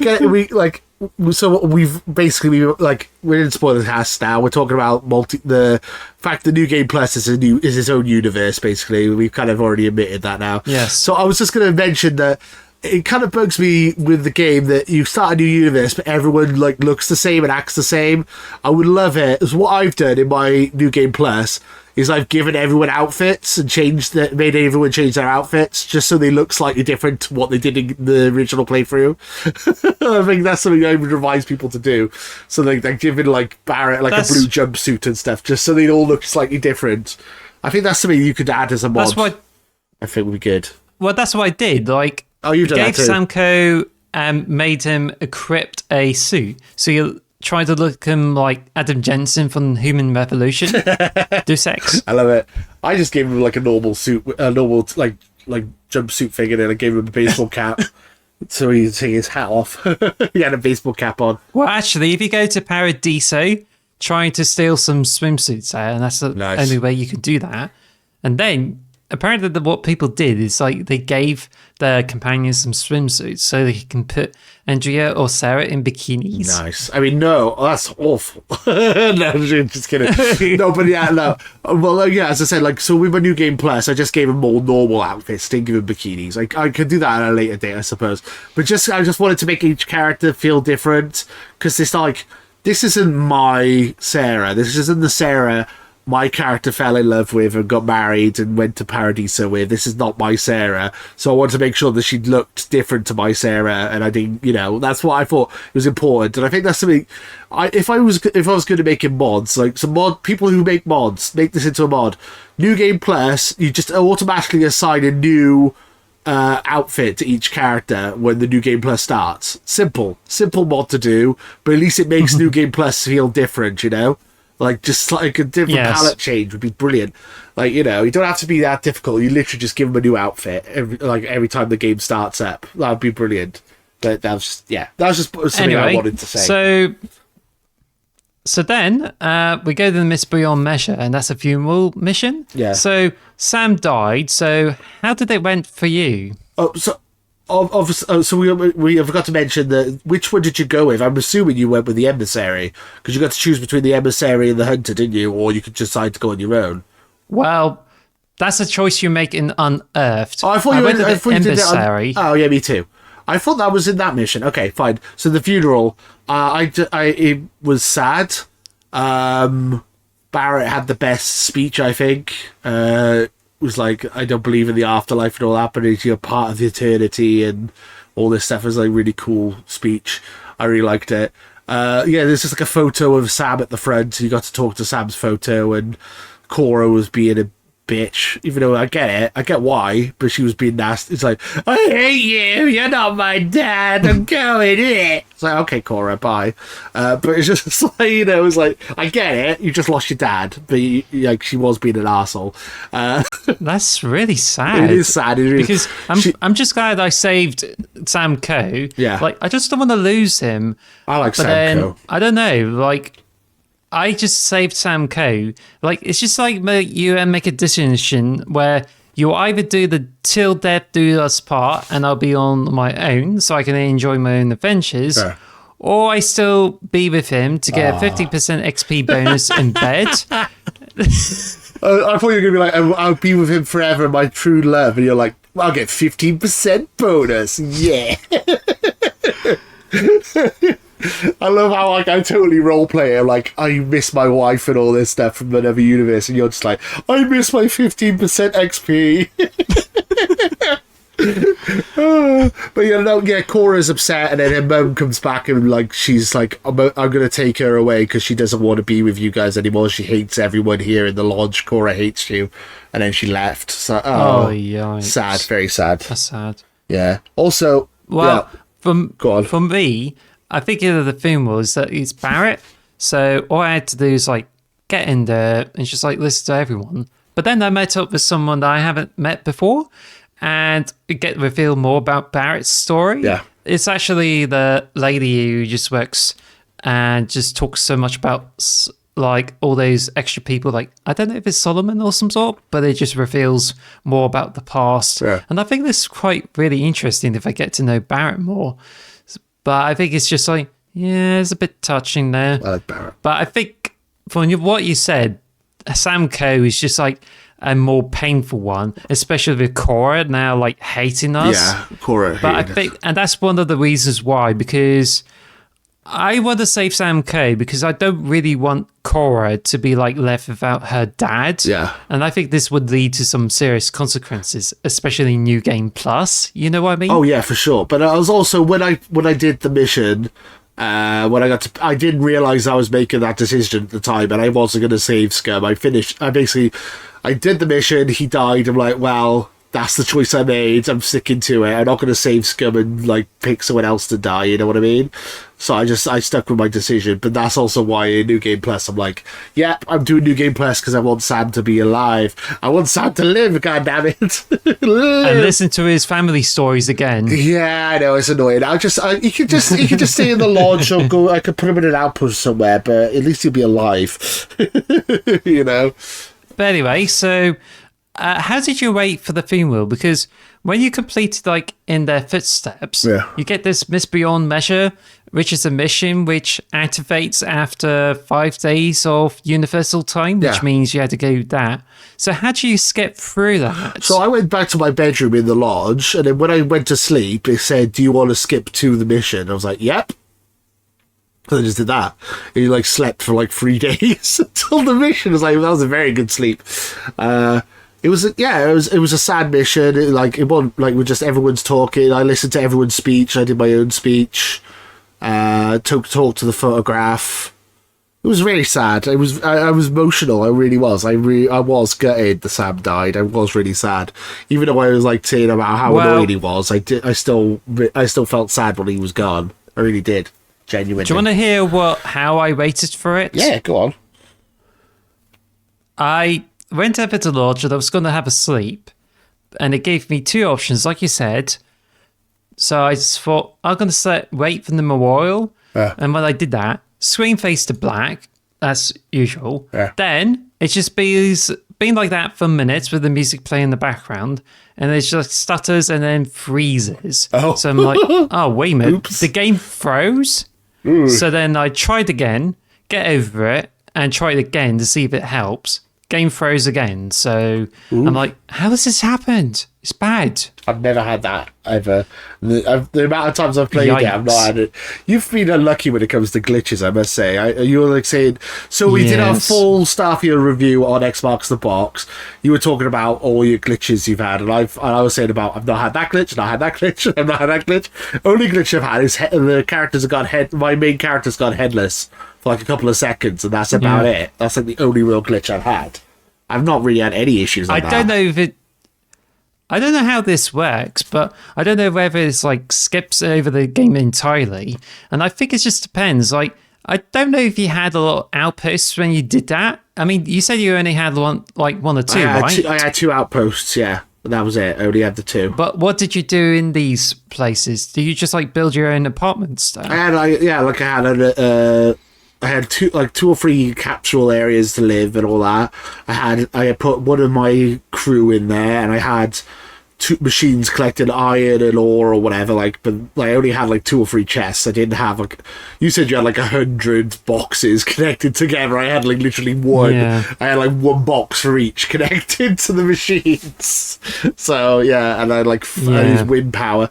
I didn't go too crazy with the outposts. I'm going to be doing that mostly now on my New Game Plus to get the achievements. Basically, that's my next goal. Well, I don't know if it's to do with that. Whether you have more complicated outposts that may have caused a glitch, because it literally does a lot of the calculations per each hour, and I think it just kind of does a lot of it, which is either that or I encountered a glitch where Samco got trapped in residential district who teleports to it every time I load up the save, so I had to come over, fetch him from the residential district and do that. Wow. Or it could be something else. So I think, to be honest, I think there's a lot of wrongs that kind of led to this glitch, and that is pretty serious. Yeah, I've never had these issues, which is crazy to me.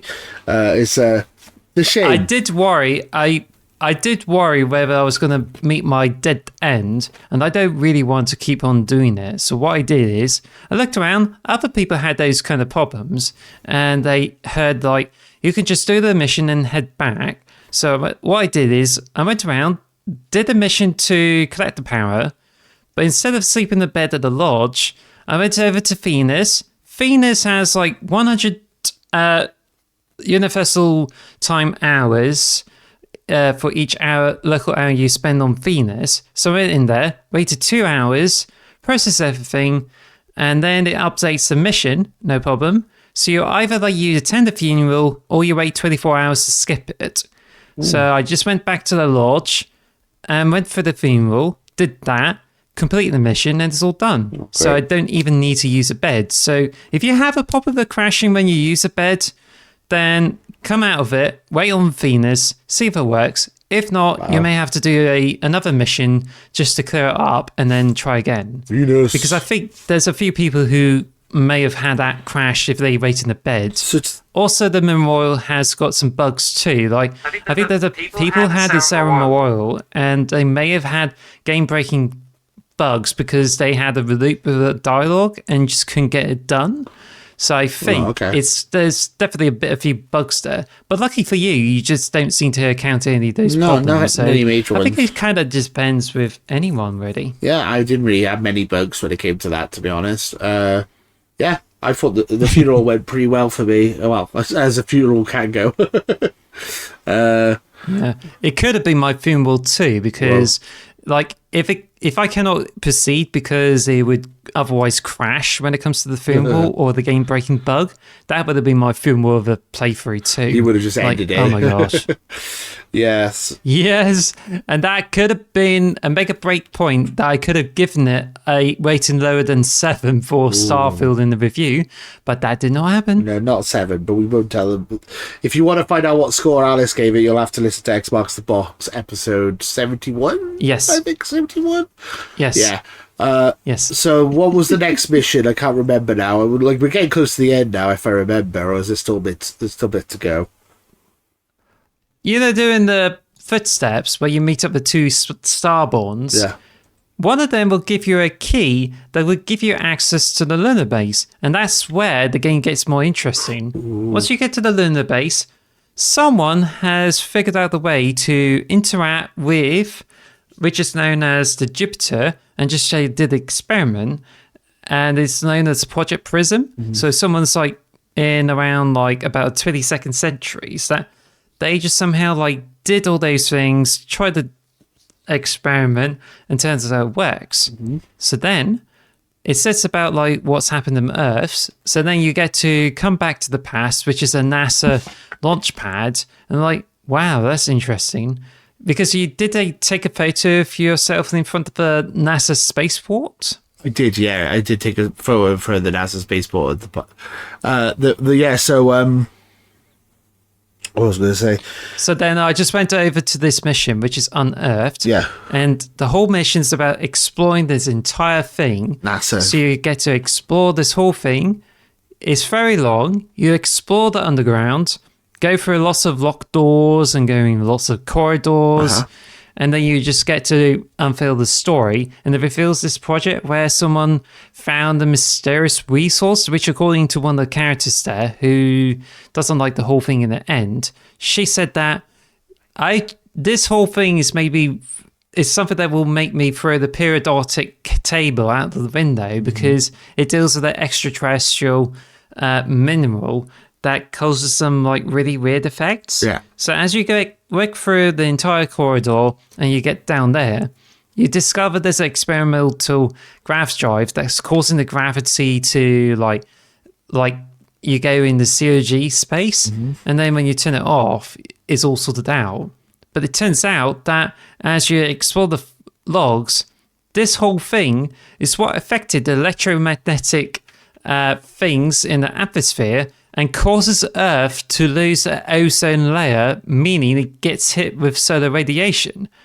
Like, I just thought, like, Earth is just, like, being affected by global warming is what made people move out. Yeah. But no, because according to the story, it's a grav drive that sped up the inedible and gave humans 50 years to build starships and flew out into the stars, which is the point is that it's the scientific breakthrough that involves costing the Earth to do. Yes. And what's your thoughts? Yeah, so that's basically it, what you just said. So, like, the grav drive, as you said, it jumps you forward to... the grav drive is what makes you be able to jump from universe to universe. And that's the way you can do universal travel. But the ability to build the grav drive was also the reason the Earth was destroyed. The power of the grav drive just... Yeah, which is pretty much what you said. Which is, it's like, it's an interesting dichotomy, isn't it? It's like, we wanted to advance our society, but by doing so, we destroyed our home. It's kind of sad, isn't it? Like, so we had to explore the universe and find new planets to live on because we didn't have a choice, basically, which is interesting. Our quest for knowledge is what cost us in the long run, which is really sad, but also makes sense. I was saying before to you that people who are expecting the whole entirety of Earth to be recreated in this game were a bit mad. You know, they got to destroy Earth in some way. Yes. It's the only way it's going to be made into a game. Otherwise, it makes no sense. But yeah. Yes. Well, yeah, I think that's... I think it's just basically like it's pretty bad to like what Earth, and it just turns out like, oh, what's happened in the game is what caused it, and now it just seems to be like everything is all tied and all the grav drive stuff is what's responsible for it. Because I was kind of hoping for the more realistic interpretation of this, but that's not the case. So it's just like, it's kind of a bit bullshitty, but the whole mission is just really interesting because you get to go in the more scary stuff, and when you come out of it, you just have to fight Starborns all the way up there, and then you make a choice, either you side with the missionary, you side with the hunter, or you just be yourself and not join up with any of these Starborn, and just like determines the final mission. Yeah. But that's Unearthed, And you can't beat this mission without doing the final glimpses. And what's inside the final glimpses is an Entangled. And this is what I thought this is a mission that could have been best suited for earlier part of the game than the later part of the game. Yeah. And that's where the game gets... It's a very interesting mission. So Entangled, that's a lot of people's favourite mission in the entire game. I think it's a very interesting mission. It's very similar to the one from Titanfall 2. There's a similar mission in that. That's what I was going to mention that. Yeah. There's a very similar mission in Titanfall 2. But basically, you jump between multiverses again. Again, multiverses. This is the whole thing with this game. So you jump between one universe where... So basically, there's an artifact. Well, you find out there's an artifact that they've been experimented on. And it basically either kills everyone apart from this one scientist, or everyone's fine. And he basically swaps between the two constantly. I accidentally saved the scientist and let everyone else die, and I think I did the wrong thing. I didn't realise I had a choice. I just did the mission. Oops. So what'd you get for it? He just followed me out. I was like, oh, thank you for saving me. That was about it, really. And like a bit of money. I think you get him as a companion too, because I think he's an only survivor, because in another dimension is that he died there. Yeah. So, but I think what works is that it kind of splits off into two realities, where you get one where I think there's the person you're talking about, which is known as... oh, wait a minute, trying to find out his name. It's not Ethan. Ethan the security guard. Oh, yeah, Raphael is the one who escapes into the alien dimension where the labs are overrun by aliens. Yeah. And the other place is that it's all fine, but when you get into the lower parts of the lab, you get like lots of robots, you have to fight them off. Yes. Then it just goes into this really long mission, which, to be honest, is a bit fun, really. It's a bit grueling too, because it's just like, oh gosh, I hope I don't get into glitches there. Yeah. So I just went through, fight all the robots and the aliens, and when I get to the end, I'm like, I need to deactivate all the switches, and and when I get to the computer, it just tells me that if you close this one, this reality will become true. And it's like, yep, I think that's the most likely thing, because if you turn it off, it kind of cuts the bridge between universes. Yeah. And that's what happens. So and I think what you maybe think it's like it's two universes, but what it is that it kind of puts us in the Squelch's cat. You know the Squelch's cat, where your cat is in the box. Oh, and you determine whether he died. Schrodinger's cat. Yeah. There's a cat in a box, and you don't know if it's alive or dead until you've actually observed the cat. Yes. That's, Schrodinger's cat paradox, which is an interesting theory. Yeah. Yeah, that's what happens with it, and I think it's even brought up with the whole plot of the game. Mm-hmm. So basically, like, if you interact with this thing that shoots the bunch of a special mineral, which is cellulite or some sort, like the universe, well, the timeline where you get to close it there will become the reality there, and that's basically it. Like, once you turn off the generator, whichever reality you're in will become true. Yeah. So I chose like to save the non-alien one and not the robotic one. Yeah. And I saved people. And what I got is I got a bunch of stuff. Like I got a special suit on, I got a bunch of money, and some extra goodies. But I lose out on Raphael, which could have been a companion. Yeah. But I think it's so late in the game that it's just like, I got the special suit, and now soon I'll be going to New Game Plus. Yeah. So it should have been like much earlier in the storyline, because it seems as if they saved all the best missions towards the end of the game. Yeah, that's true. Like the earlier missions are not so great. Yeah, so I saved Raphael, but I didn't realise I had to make a choice. I literally just I just pushed all the buttons. It's like boop boop boop, push the buttons, boop boop boop boop boop. It's like, oops, I just let everyone die. Oh well, never mind. The thing with the suit now, because I was going to mention this as well, is that, like, obviously New Game Plus, I'm assuming you're here, you've played it, you become a Starborn. I'm just never ever going to take the Starborn armor off. That's literally going to be my armor now for the rest of until I stop playing. So I don't see the point of getting any other armor. How far you got into the game? What? How far you got into the New Game Plus in the moment? I mean, I'm not that far into New Game Plus 2. As I said, I've just been playing Vanguard.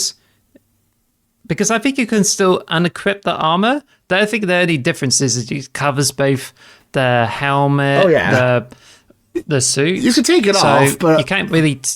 You can take it off, but it's like one of the best armors in the game, so there's no point changing out of it. Really, is what I'm saying. Beats me. But what I've been doing is, like, I was going to mention this earlier as well. So the Mantis armor is one of the best armors in the game. You can get it early on. I just put that on my companion now. Yes. So my companion has the Mantis armor, and I have the Starborn armor. So we're like OP as hell when we're in battles. Oh, you went to do the Mantis mission again? Yeah, that's wicked. Yeah, it's easy. It's hilarious because the first time I did the Mantis mission, I was under leveled and it took me like 3 hours to do it. This time it literally took me like 20 minutes. I literally just ran in there and got everything, killed everyone, and just left. Like, yeah, that was easy. Yeah, the Mantis mission's good fun. It's worth doing. If you haven't done the Mantis mission, which you should, because it's such an easy mission, you get a nice ship at the end and a nice bit of armor. So yeah, worth doing. Full show. But yeah, we're already jumping ahead, and we're going to deal with this last mission. Ooh. Like, I thought there would be more missions of this because I was paying attention to the walkthrough. But it turns out, once you did the Unearthed and the Entangled, you get everything done, and you'll be going to Revelation, which is the actual last mission of the game, where whichever Starborn you're with, you end up going to this place where it turns out I think the pirates are turned into zombies by the Starborn, and you get Starborn Guardians who are protecting it. So basically, this is like, I know the Skyrim is great, like, I know there's spoilers of it. This involves going to the afterlife and you get to fight a dragon, and that's really epic. Yeah. And Oblivion involves going into a special dimension, you get to fight there. I haven't played Fallout, so I don't know what happened there. But in Starfield, it's just pretty much a boss rush where you go in and try to get rid of Uber Starborns. Yeah. So you just go through like areas where you get the entrance, attack the Starborns. Yeah. You go in, you realize there's a bunch of pirates there. You have to get rid of Starborn to stop the pirates from appearing. Then you get in there and you have loads of robots saying Starborn. And that's where the level design gets really confusing. It's just trying to figure out how you get through this door. Yeah, and then it was confusing there. Once I found the door, it's like, yeah, that's right.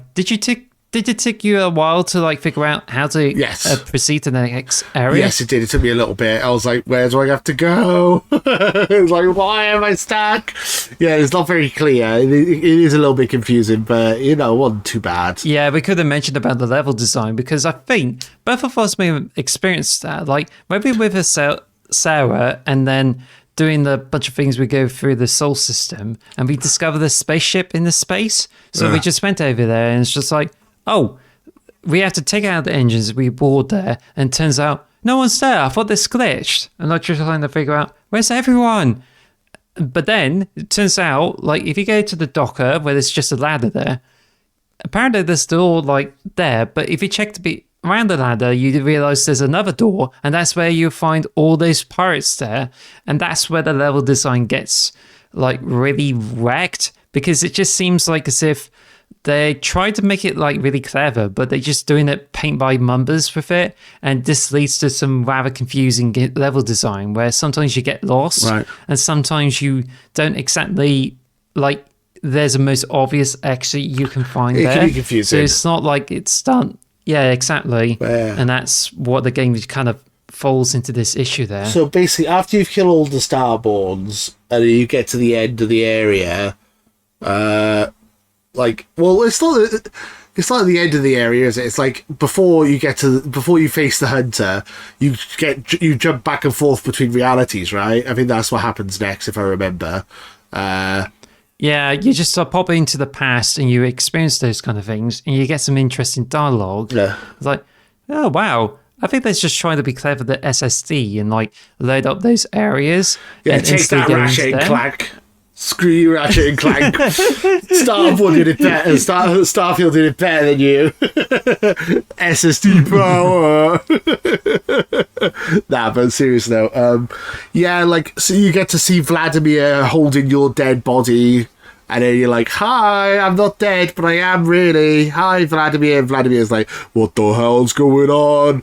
What? You're dead, but why you stood there? It's like, I'm from another universe, and it freaked him out. That was good fun. And the collector, and you also bump into the collector again, and you just end up having a firefight. I tried to talk to him normally, but he just ends Petro, is it? Do you remember Petro? I think that's I can't remember his name. Is it Petro? The collector from Guardians of the Galaxy. Yeah. Look at my collection. It's like, screw you, man. But I can't remember what else. You went down the mines at the beginning of the game. Is that it? I can't remember what other stuff you do. Like you go back and forth between time periods. Even yeah, I think it's just like going through those kind of things there, and it just shows you like how you get to those artifacts. Yeah. But then you get into this final area, and it kind of reminds you to be the case because you have a stack of mobile tier weapons right in front of you, and you collect all this armor and medkits. It's hilarious. You walk into this area and there's like everything you can need: guns, medkits, everything is like, oh, I guess we're going to the final boss then. It's just like stacks and stacks of stuff. I was like, oh, okay, I'll take all of this. I have it all, thank you. I literally just collected it all, like X. Good stuff. Yeah, that was funny. And then you have a final showdown with the hunter. I think to be honest, like you get lots of duplicates and you get rid of one of the star bonds. Yeah. But the moment that I think because we both sided with their mystery, so it could be different. Yeah. You get to face the star bonds you didn't side with. And I think that goes in the part that reminds me of you, because I feel like you said about the really epic final battle has you like going between different universes and you get to face him. Yeah. And I feel this is the final battle here. And it's like, wow, that's insane. It's like, wow. Final battle. Like this final battle has just gone ham on this SSD loading times. So like, wow. Also, that just reminded me, we skipped over a part in the story which really annoyed What's me. that?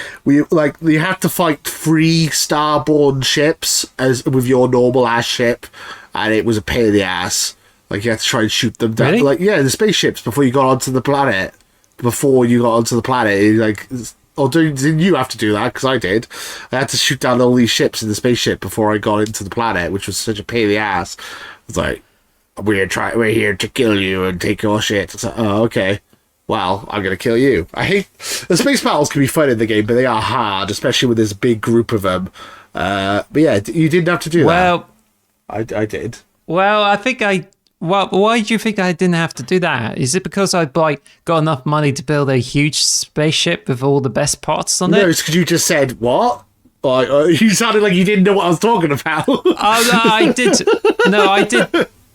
No, I did skip over the part because I did experience this too. The reason they didn't bring it up because it was like over in a few seconds because I brought over the ship, got the best weapons, and just shoot them all down. And like, oh, I thought I was expecting more ships to deal with, and it turns out it was just 3. I really struggled with that bit. I was really struggling with that bit. You obviously over-leveled and all that. That took me ages to do. That was like the hardest bit of the whole last mission for me. When I got to the shooting on the ground, that was easy, but actually the spaceships, that was the hardest bit. Anyway, so we're in the final battle with the hunter, and we just killed him, right? I mean, you can actually talk to him and stop him from fighting and just convince him to give you the stuff, I think. But I ended up fighting him because, of course I did. I failed the persuasion challenge and I still fighted him. Yeah, I did. But that's no problem because I got a shotgun with explosive pellets, so I just blew them up. Well, with me... every universe. Yeah, with me, it was like, it gives you options and it's like said, like persuade and all that. And I think I picked the one which was... I'm doing this for Sam or something, like you're gonna die for what you did to Sam, basically. It's like, yeah, that's the one I'm picking. Screw you, Hunter. I'm getting my revenge for Sam. Sam deserves better. Damn it. That's what I did. I wanted revenge for Sam. I like that, so I was happy that I got my revenge for Sam. Yeah, bastard, I hate him. So annoying. And then that's like it, really. And then that's when you got all the artifacts and you build the Unity, I believe. Yes. So I think the final battle is like really entertaining, but it sounds as if you're not too excited about it. What do you think? It was all right. It was pretty good. I like the skipping back and forth between time and stuff. Yeah, it was like the battle. So yeah, as I said, it was like the SSD one day. It was just showing off the SSD. So you just jump in from one universe to another. So like, I'm trying to think what places you end up fighting in. So you're fighting in like a big, like the portal area. So you get like powers at the beginning, and then you teleport to NASA. You teleport to New Atlantis and Mars and Neon. Yeah, it was good. Yeah. I won't say it wasn't bad. I thought we were like, yeah, it was good. I kind of got off track a little bit. But yeah, the final mission was really good. It was really fun. I really enjoyed it.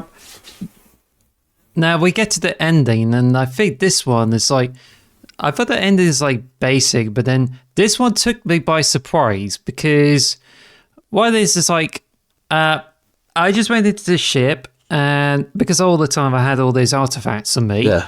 But then I just went over the cool panel there where you just put all the artifacts there, and the next time you get into the graph drive, you get into the different dimension. Yeah. Like, did you get like sometimes where you get in the ship?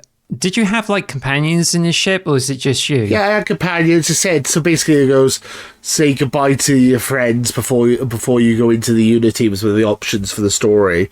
So like, I like the fact that it like goes if you put all the artifacts into the Unity and then just grav jump, that's it. So make sure you do everything before you do that. Basically, and give you the option.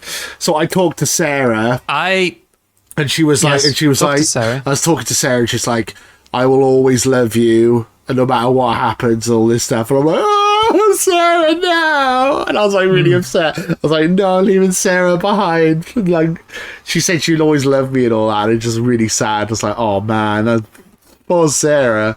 So yeah, that was. So I said goodbye to Sarah. I said goodbye to Vasco, but that was it. I didn't say goodbye to anyone else. Just literally those two, and I just left. And it was sad. What I did is, like, after that, on my playthrough, I just wanted to get this over with, but I just basically talked to Sam, who was sleeping in the bed doing the whole mission. It's like, bastard. He just had those inspirational quotes and said all this about, like, chorus stuff, and it's like, this is really touching. It just really feels like giving him a goodbye or some sort, and I think this is really sentimental, but I had this, like, glitch again when it's just like when I get on the pilot seat, sometimes the dialogue would just be on a loop and Sarah keeps repeating the same dialogue. But when I put all the artifacts there, Cora and Sam's dialogues keep repeating there, and it's like, what? No, stop doing that. And it's been through like that for the rest of the playthrough doing the last missions. Oh damn. But this added the effect that all this dialogue keeps playing on the loop as I travel through all the stars. And I think it just seems like you have all those memories playing out in your head as you get into some epic sequence where he shows you the entire ship from all angles, and you get into this gravity thing, which you then enter Unity. And it's like, wow, that's spectacular. And now we're in the Unity where you meet a special someone who has seen all realities, and that special someone is. Let me get through this first. Ooh. So then I was like looking myself there as just like standing before this thing, and I thought there was just illusion there. So I just walked. I was like standing there watching myself there, and I thought, this is it, and there's nothing. But then I pressed on the thumbstick and like, oh, I can move. Yeah. So I just moved over to myself, going over there.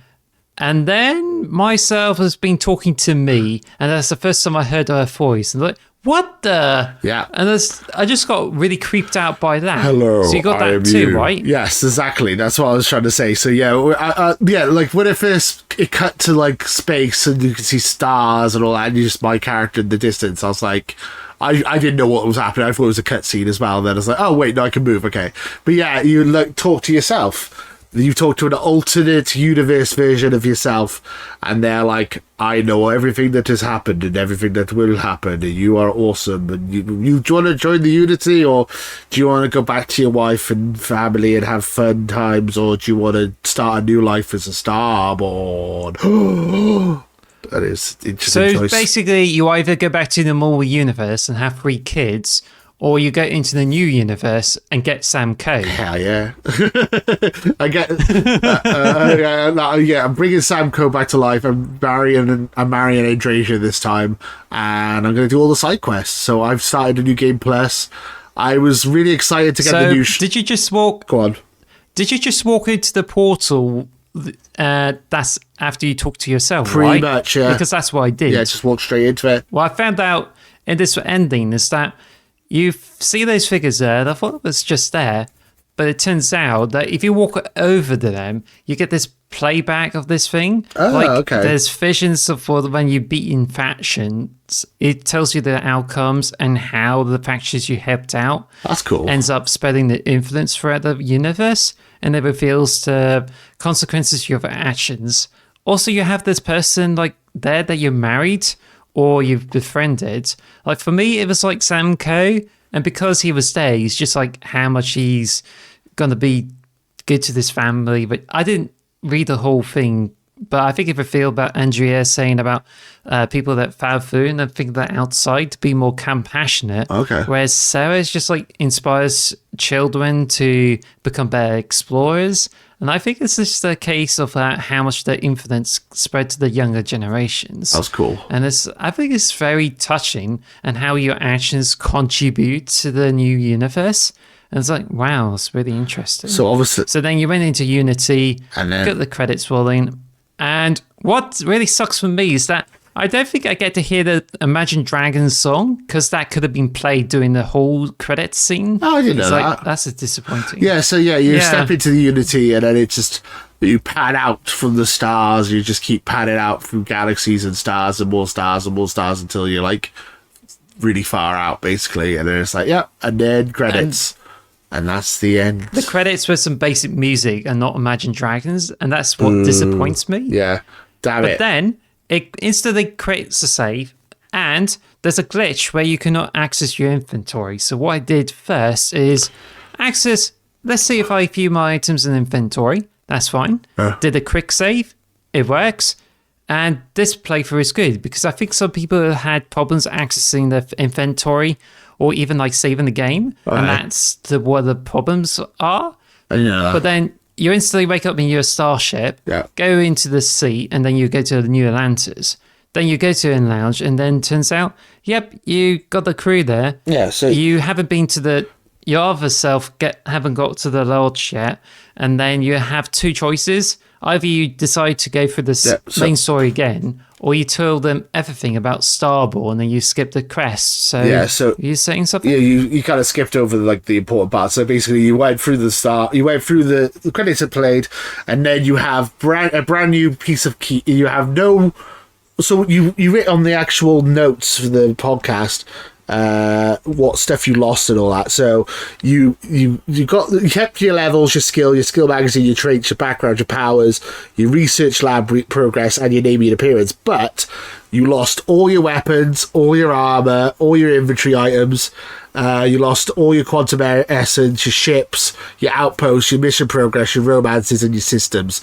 Which is sad you miss all that stuff. But I didn't realize you lose continences as well. yeah, I'm just. But yes, well, that's what you've put on the page anyway. I was reading your thing, but yeah. So you obviously you become a Starborn, so you lose all that stuff, but in return you get the new Starborn armor and you get a new Starborn ship, the Guardian, which.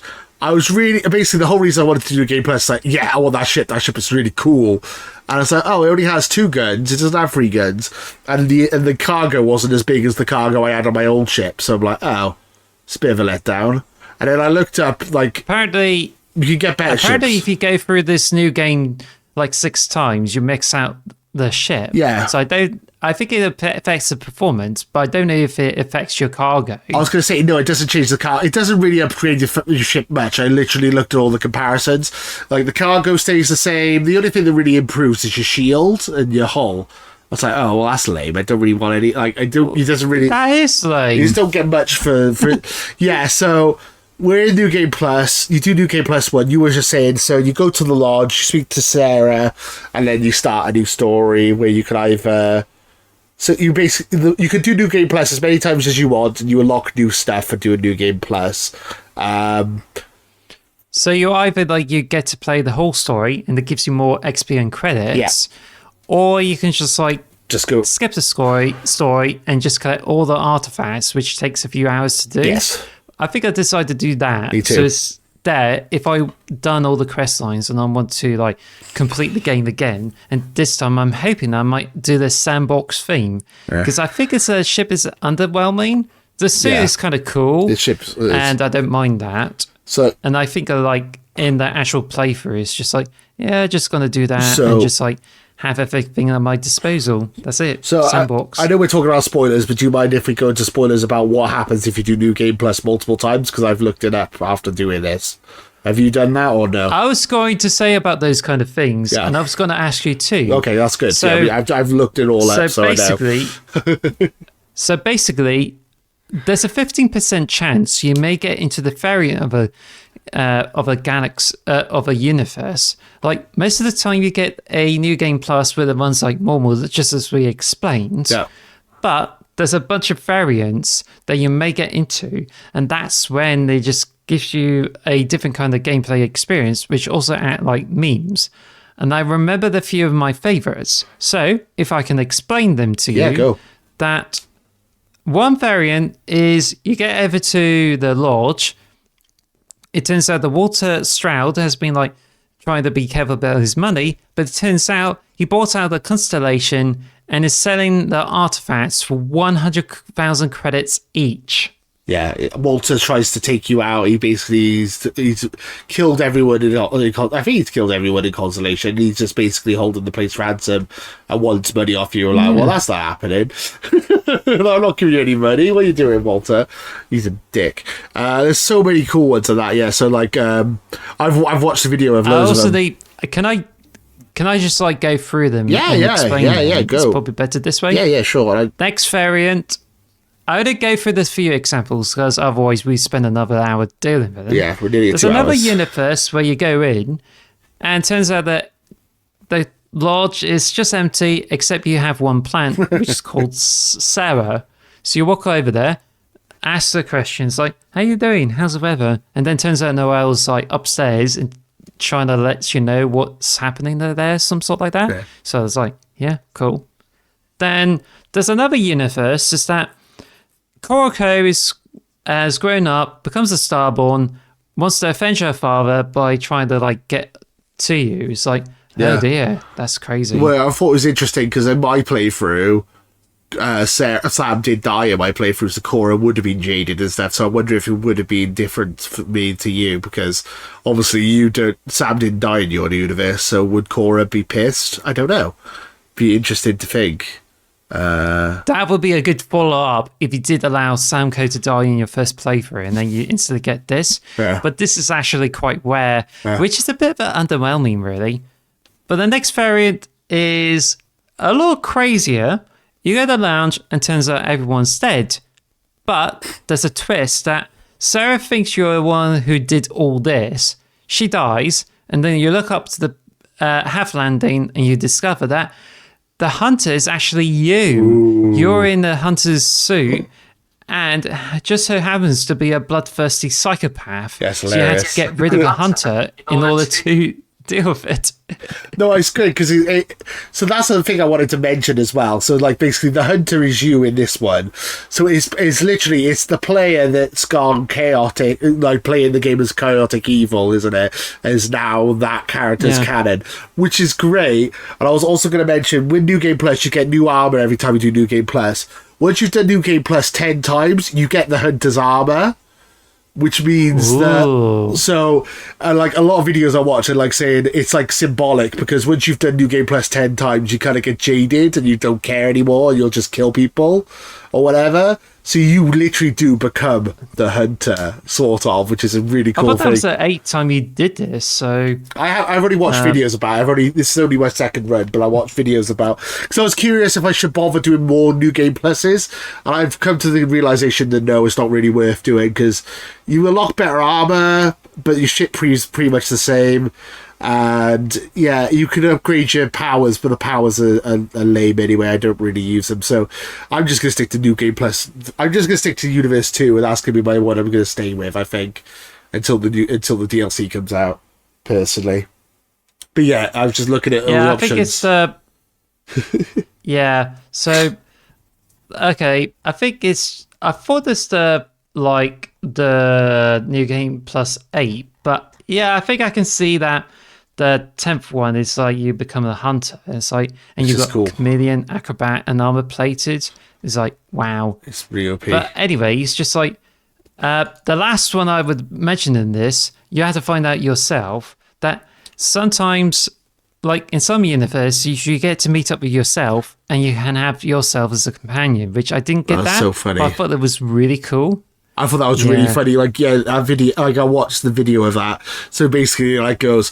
Hi, hello, it's me again. And it's like, this is the space pirate version of you. Hello, get away from my stuff. And it's like, this is the Freestar Collective version of you. This is the third version of you. I thought that was really cool. They like to have different versions of you, and they're all like act differently and stuff. I thought it was hilarious. That I love that. That cutscene is so good. I was going to introduce that as the last variant because what I was explaining is that I thought that was the one you were talking about. In the normal universe, your companion comes over and yourself comes over, and it's called an alternative self, and it's available to you as a companion. Oh, that's the one you're on about. Sorry. What you just yes. So this variant you just mentioned is the best one because you get to meet up with alternative versions of yourselves set in different like factions. Yeah. And I think this is like the most funniest thing ever. It's so funny. The best part is just like someone from the Weird-Gen is like, oh, this you from the Weird-Gen, and like, oh, do you want a loan? This is the loaner version of you. Hey, leave me alone. It's so funny. And it's like, it reminds me of the Council of Ricks from Rick and Morty, or the Council. There's a Marvel thing as well. Like, what's his name? The guy, I think he's from Kangs. Yeah, the Kangs, I guess. Yeah, but just like the cool. It's pretty cool that you go to the lodge. There's like 5 versions of you in different outfits and stuff. I mean, that's the best one. I think that is the best one. But yeah, the one you were talking about is you walk in and you're already there from another universe. It's like, oh, hi, it's me again. That one was rad. I mean, that one was funny too. I mean, that was weird, but yeah. So yeah, I guess you could be my companion. That would be so weird. Yeah, that was a good one too. There's so many good variants. I've watched videos about them. Like, there's one with there's the hunter there. There's one with Andrea's starting a revolution against you. Oh my god, so many cool stuff. And there's one with his kids. So many really cool ones. Worth doing. I don't know if it's worth doing a whole new playthrough just to see these. That's why I've decided I'm not going to bother, because I don't think it's really worth doing a whole new playthrough just to have this little jokey, this like little cutscene, and that's it really, because you can't even do any of the other It's additions. very rare. Yeah. And most of the time, you most likely have a normal New Game Plus, which I'm a bit gutted about because I think the outcomes with it, for instance, variants, and this is what I'm excited for, but it turns out it's a bit rare. I was saying earlier. So the only way is like save scum your save, go into Unity and try that, or you can just use console commands which voice achievements to select the mission before you get to New Atlantis, or get in the ship for the matter. I didn't know that. But I think it's just like. Yeah, sorry. I was also saying, like, as I said earlier when we were talking about New Game Plus, I've changed everyone's outfit from a New Game Plus too. I would love someone to make a mod where when you start a New Game Plus, it automatically assigns different outfits to each character. That would just be like a nice little touch. It just makes the game a bit different. I think, like, it would have been nice if Bethesda made like Sarah have a different haircut or something. Just something little like that, just to differentiate the universes a bit more. But hey, I'm not a games designer. This is one of the things I thought would be good to add to New Game Plus for sure. We're nearly at 2 hours. It's still early days, so you may expect some more mods and add some like multiverse stuff there. Yeah. I mean, possibilities are endless, and that's what I like about Starfield. That I love this game. Kind of leaves a much bigger canvas compared to the other Bethesda games. But now, so before we get to talk our opinions of New Game Plus. So when you finished the game, you said you only like did the Crimson Fleet did the Crimson Fleet and completed the main story with some side missions. So what level were you when you went through to the Unity? 33. I was level 33 when I went through the Unity. Now, guess how high I was when I went to the Unity. I don't know, like 100, 200. You were like farming, weren't you? You were like super farmer. Go on. I'm actually level 207. Bloody hell. That's ridiculous. Why? Oh my god. Well, at least you got all those hard achievements done out the way. I need to get those done. Like, you're going to have all the achievements, and I'm going to be like grinding away to get to level 100 then. I'm like, ugh. Well, that's the thing, and it's what influenced me to get the New Game Plus and be happy with it. In fact, I'm much happier with it because by the time I get into the New Game Plus, game gets much smoother because I did like more complicated outposts with lots of storage and figured out with all the cargo links, it's like, oh gosh, it's so in my game now and it's unmanageable. It's like, what the heck?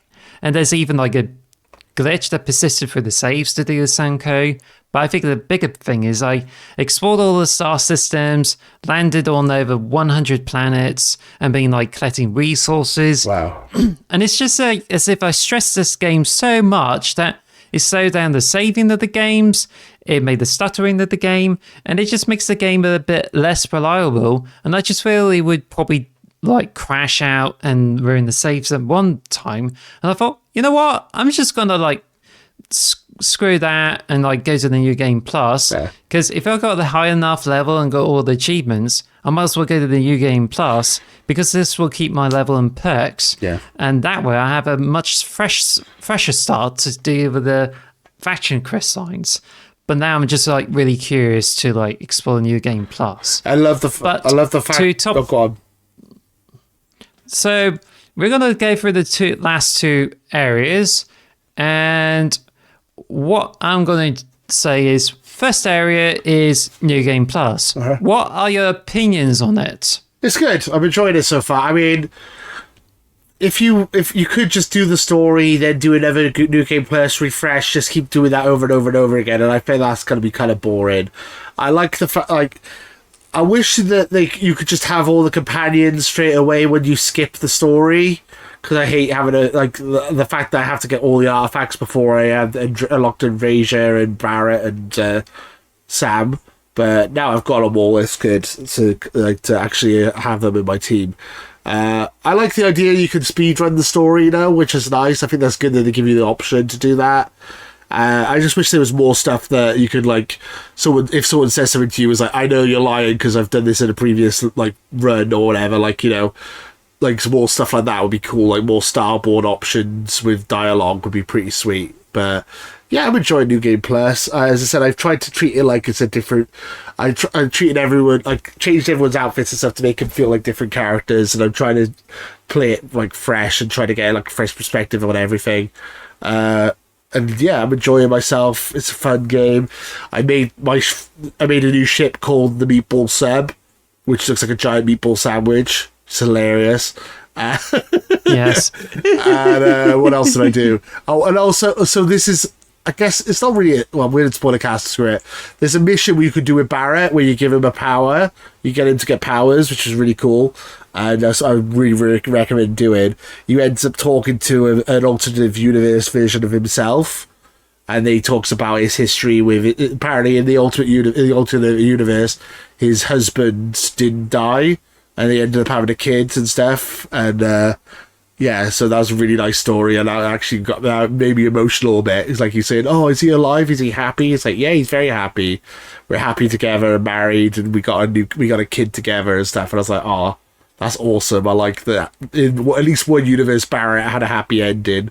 So that made me really happy.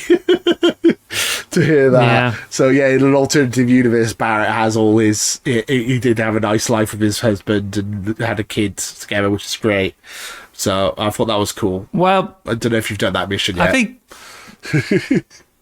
I think to me that I have a different perspective on New Game Plus.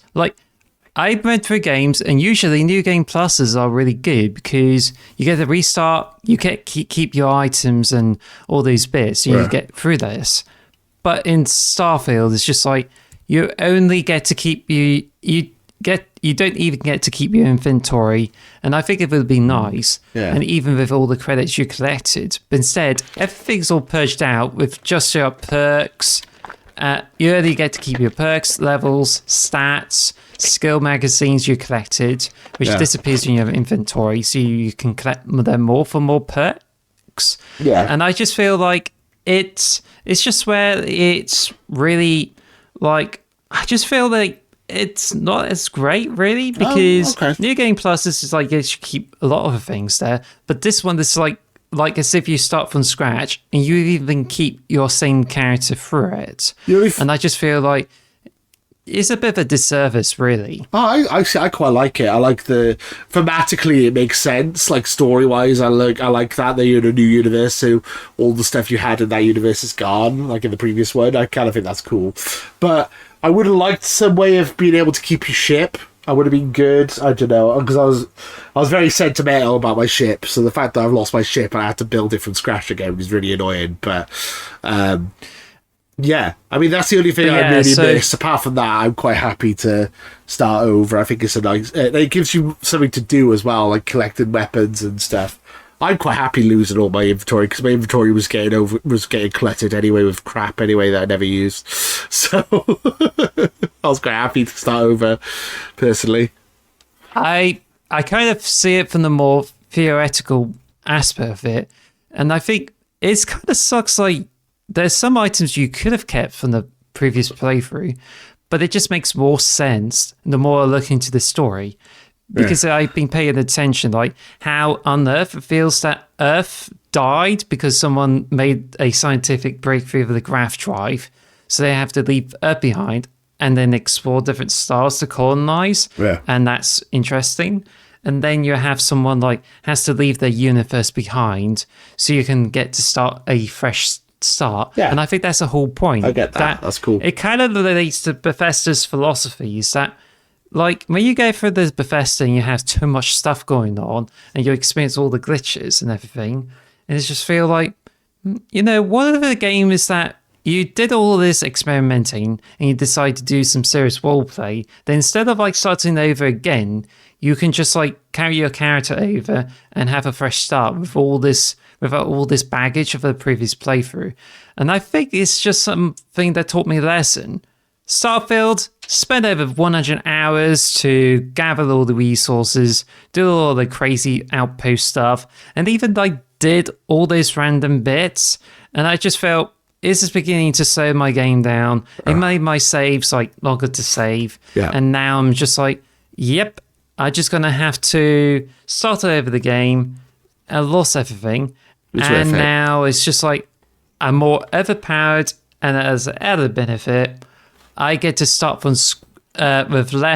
with no items, and I should be able to do the quests, go straight for them without any prep whatsoever. Yeah. The only thing is I had to get more money and I had to get the items again, which is why I kind of feel that if they like let you keep your inventory and your credits, then that would have been perfect for me. But I think it's just... but I think they just want you to feel as if you had to leave everything behind. Yeah. So you can like have a fresh start to the whole universe. So I think this is really interesting from the more theoretical point of view. I also think, but with the credit thing, I get that, but you do get credits back really quickly in this game. It's not like you get a load of credits for just doing the first mission.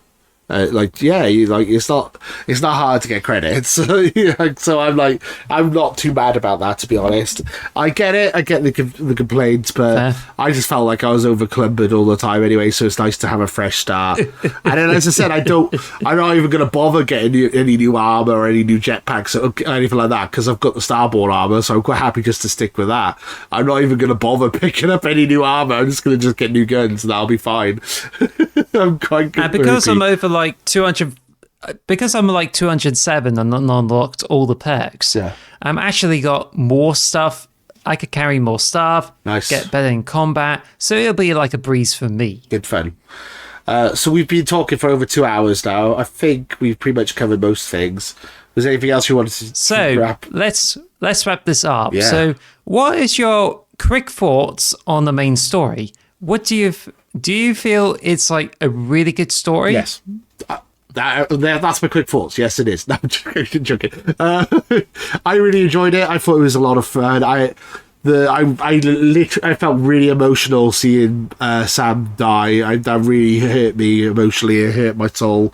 And I thought it was a really good game. I really enjoyed it going through the main story.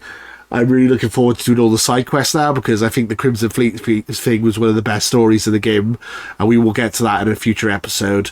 But yeah, the main plot I thought was great. I enjoyed it. This is my favourite Bethesda game ever, and I really enjoyed the plot. So yeah, I'm happy with it. How about you? To me, I just feel like when the reviewers reviewed the game and they feel like as if the story is lacking, I think the game is tailored that if you want to play it for the story, you have to work hard into other avenues. And that's why getting to talk to your companions more, getting to know them more, and you even have to explore the story just to get the whole down through. But I think, to be honest, the main plot, like if you're just going through it only, you miss out a lot of details. Yeah. Like there's a lot of history in the Vanguard storyline. Yeah. There's a bunch of stuff about the Freestar Collective, and you get to know what's going on there. And I just feel like if you stick into the main story, then you just miss out a lot. And I think that's where people are like missing a lot of the nuance there. The villains are a bit uninspired, and it's not that special if you think about it. But then I think the best thing about it is that it has this whole backstory to do with the Starborns and how Earth came to there. Yeah. And you can definitely tell Bethesda poured so much effort into it.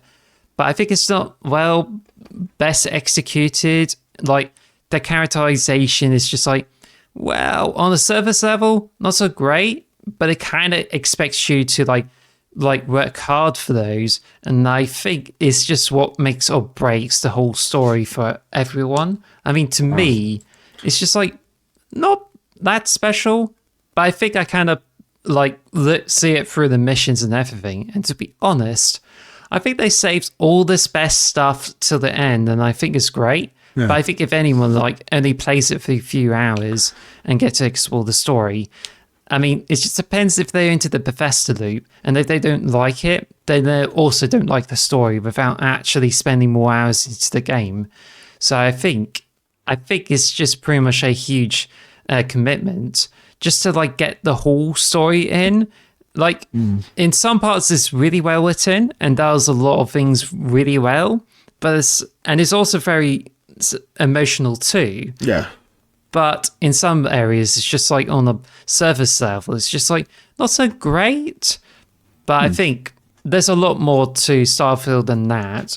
But I think it just depends on the people's enjoyment of the game as a whole, because it acts as a bridge between them and the actual story with it. Do you think? Yeah, I mean, I personally really enjoyed the story. I thought it was interesting. I think it might also be down to personal taste a bit, because, you know, like, I'm more of a sci-fi person. I don't really like fantasy that much. And I really enjoyed the world and the setting, and I think like world building's great in this. I really enjoyed it, and I thought like. No, I was going to slag the story off, but no, I liked the story. I thought the story was good. I know multiverse has kind of been overdone a bit, like multiverses now, because everyone's bloody doing it. But it's like, it's not their fault that they kind of, like, this game's been made for like being made for like 8 years now, maybe even longer than that. And it's like the multiverse thing's become popular in the last couple of years. So it's like they didn't really know that was going to be a trend. They're not copying anyone or anything, you know? I still like the multiverse stuff. I thought it was really cool, and I like the Starborn thing. I think it's interesting. I think it's weird that there's not like aliens in this game. They're like humanoid aliens. It's like only like monsters. But I'm hoping that maybe in the DLC and stuff that we can get like people who like humanoid type of like aliens who are actually like conscious and can talk to us and stuff. I think that would be cool. But you know, I'm hoping that'll be something that comes up in the DLC. Maybe, I don't know. But yeah, I like the story. I think it's just got me more interest for the DLC too, and hopefully we get to have more stuff there. But I think it just leads to the problems that the story doesn't actually explain much about the Unity. It explains about the Starborns or why, but Unity, it did not cover the ground much, and it just kind of treats it as if it's the Eldritch abomination. But then it just seems like whether it's a paradox or not, but you just feel like more could have been explained about it and how there's stuff there. And I feel it just kind of relies on the.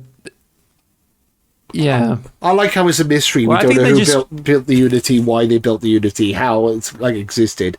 I like that. I think it's pretty cool. I think it's like a nice mystery, to be honest. Like almost like a religious thing, like who, like where did we come from? I like that stuff personally, but that maybe that's just me. I don't know. I think it just tries to make it look like a Lost TV series where it just deals with an unexplained thing and you just couldn't figure it out. But I think really it's just like there's Unity, and it just apparently it just seems as if like it's a more of an extension of this universe, but it just like how it doesn't explain it just seems like as if it's part of the universe itself. But then I think it just seems to be more tacked on. It's just like when they did the grav drive and it gets rid of that atmosphere, and I was kind of hoping that it'll be an environment that convinced the humans to go out. But then when it ties in with the whole theme of like having to sacrifice everything just to get something better out of it, I think it kind of ties in, but it also kind of sounds a bit bullshitty too, if you know what I mean. I thought the grav drive destroying the Earth was a great plot device. I really thought that was really cool, but okay. I mean, we disagree on this, I think, quite a bit. We should probably start wrapping up soon. I did actually enjoy that plot twist too. I'm not saying it's bad. It's just something in some different angles. It's kind of bullshitty. But but I think, to be honest, it's a neat plot twist, and it just gets us understanding about the theme too, and that's what I really enjoy about it. So I think it's got a good. I think there was a lot of clever ideas too, but it kind of feels like a bit heavy-handed in some places. But yeah, it's just me being really honest and modest about it. I mean, yeah, we have different opinions when it comes to this. I just like the world building and I like the universe itself and all that, and I think it's a really interesting story, and obviously there's still mysteries. I'm looking forward to when Matt Pat gets around to making a game theory about what is the Unity, who made it, all this stuff. Like, and just a theory, a game theory. I'm looking forward to that. Like, that's going to happen at some point, hopefully, because this game's popular enough. So I'm hoping that'll happen anyway. But yeah, and also maybe they might talk about who made the Unity in the DLC. You never know. So obviously we'll be back doing Spoilercast for the DLC as well at some point in the future, probably, maybe. Yes. So yeah, I enjoyed this game. I thought it was great. I know we kind of differ a bit on the plot, what we think of the plot, but I think this game is it's interesting, and it's definitely Bethesda. It's definitely a Bethesda game. It has all the Bethesda stuff to it. What do you guys think? Let us know in the comments below. Did you enjoy the plot? What would you rate this game out of 10? Who died in your run? Are you doing New Game Plus? How many New Game Pluses are you going to do? Just let us know, like all this stuff. Any of that stuff. Just let us know. I would really appreciate it. Is there anything else you wanted to say? Because we've gone into nearly 2.5 hours now, so I think we should probably start wrapping up. Yeah, we should.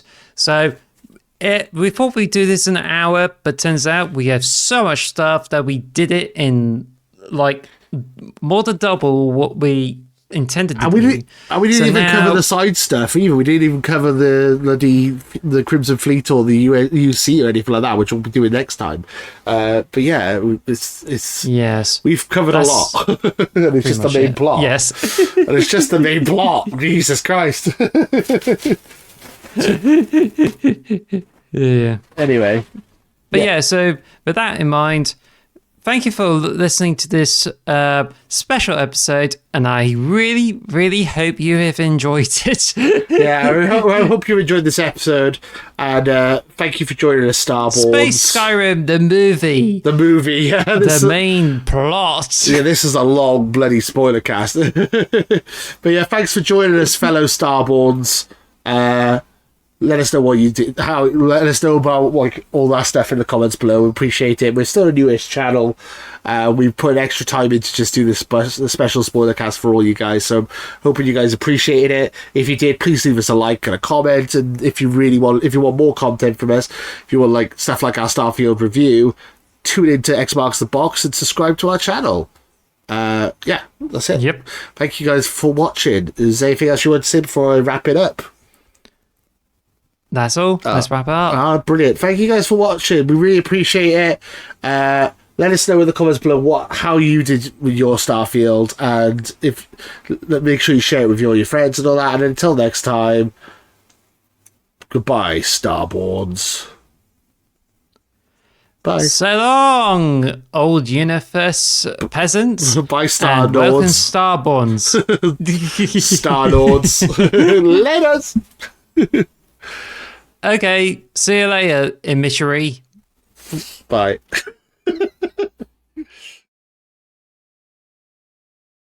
Thank you for listening to the X Marks the Box podcast. Follow us at X Marks Box on Twitter or X Marks the Box on YouTube. And follow us on all audio podcast services. Thanks for listening.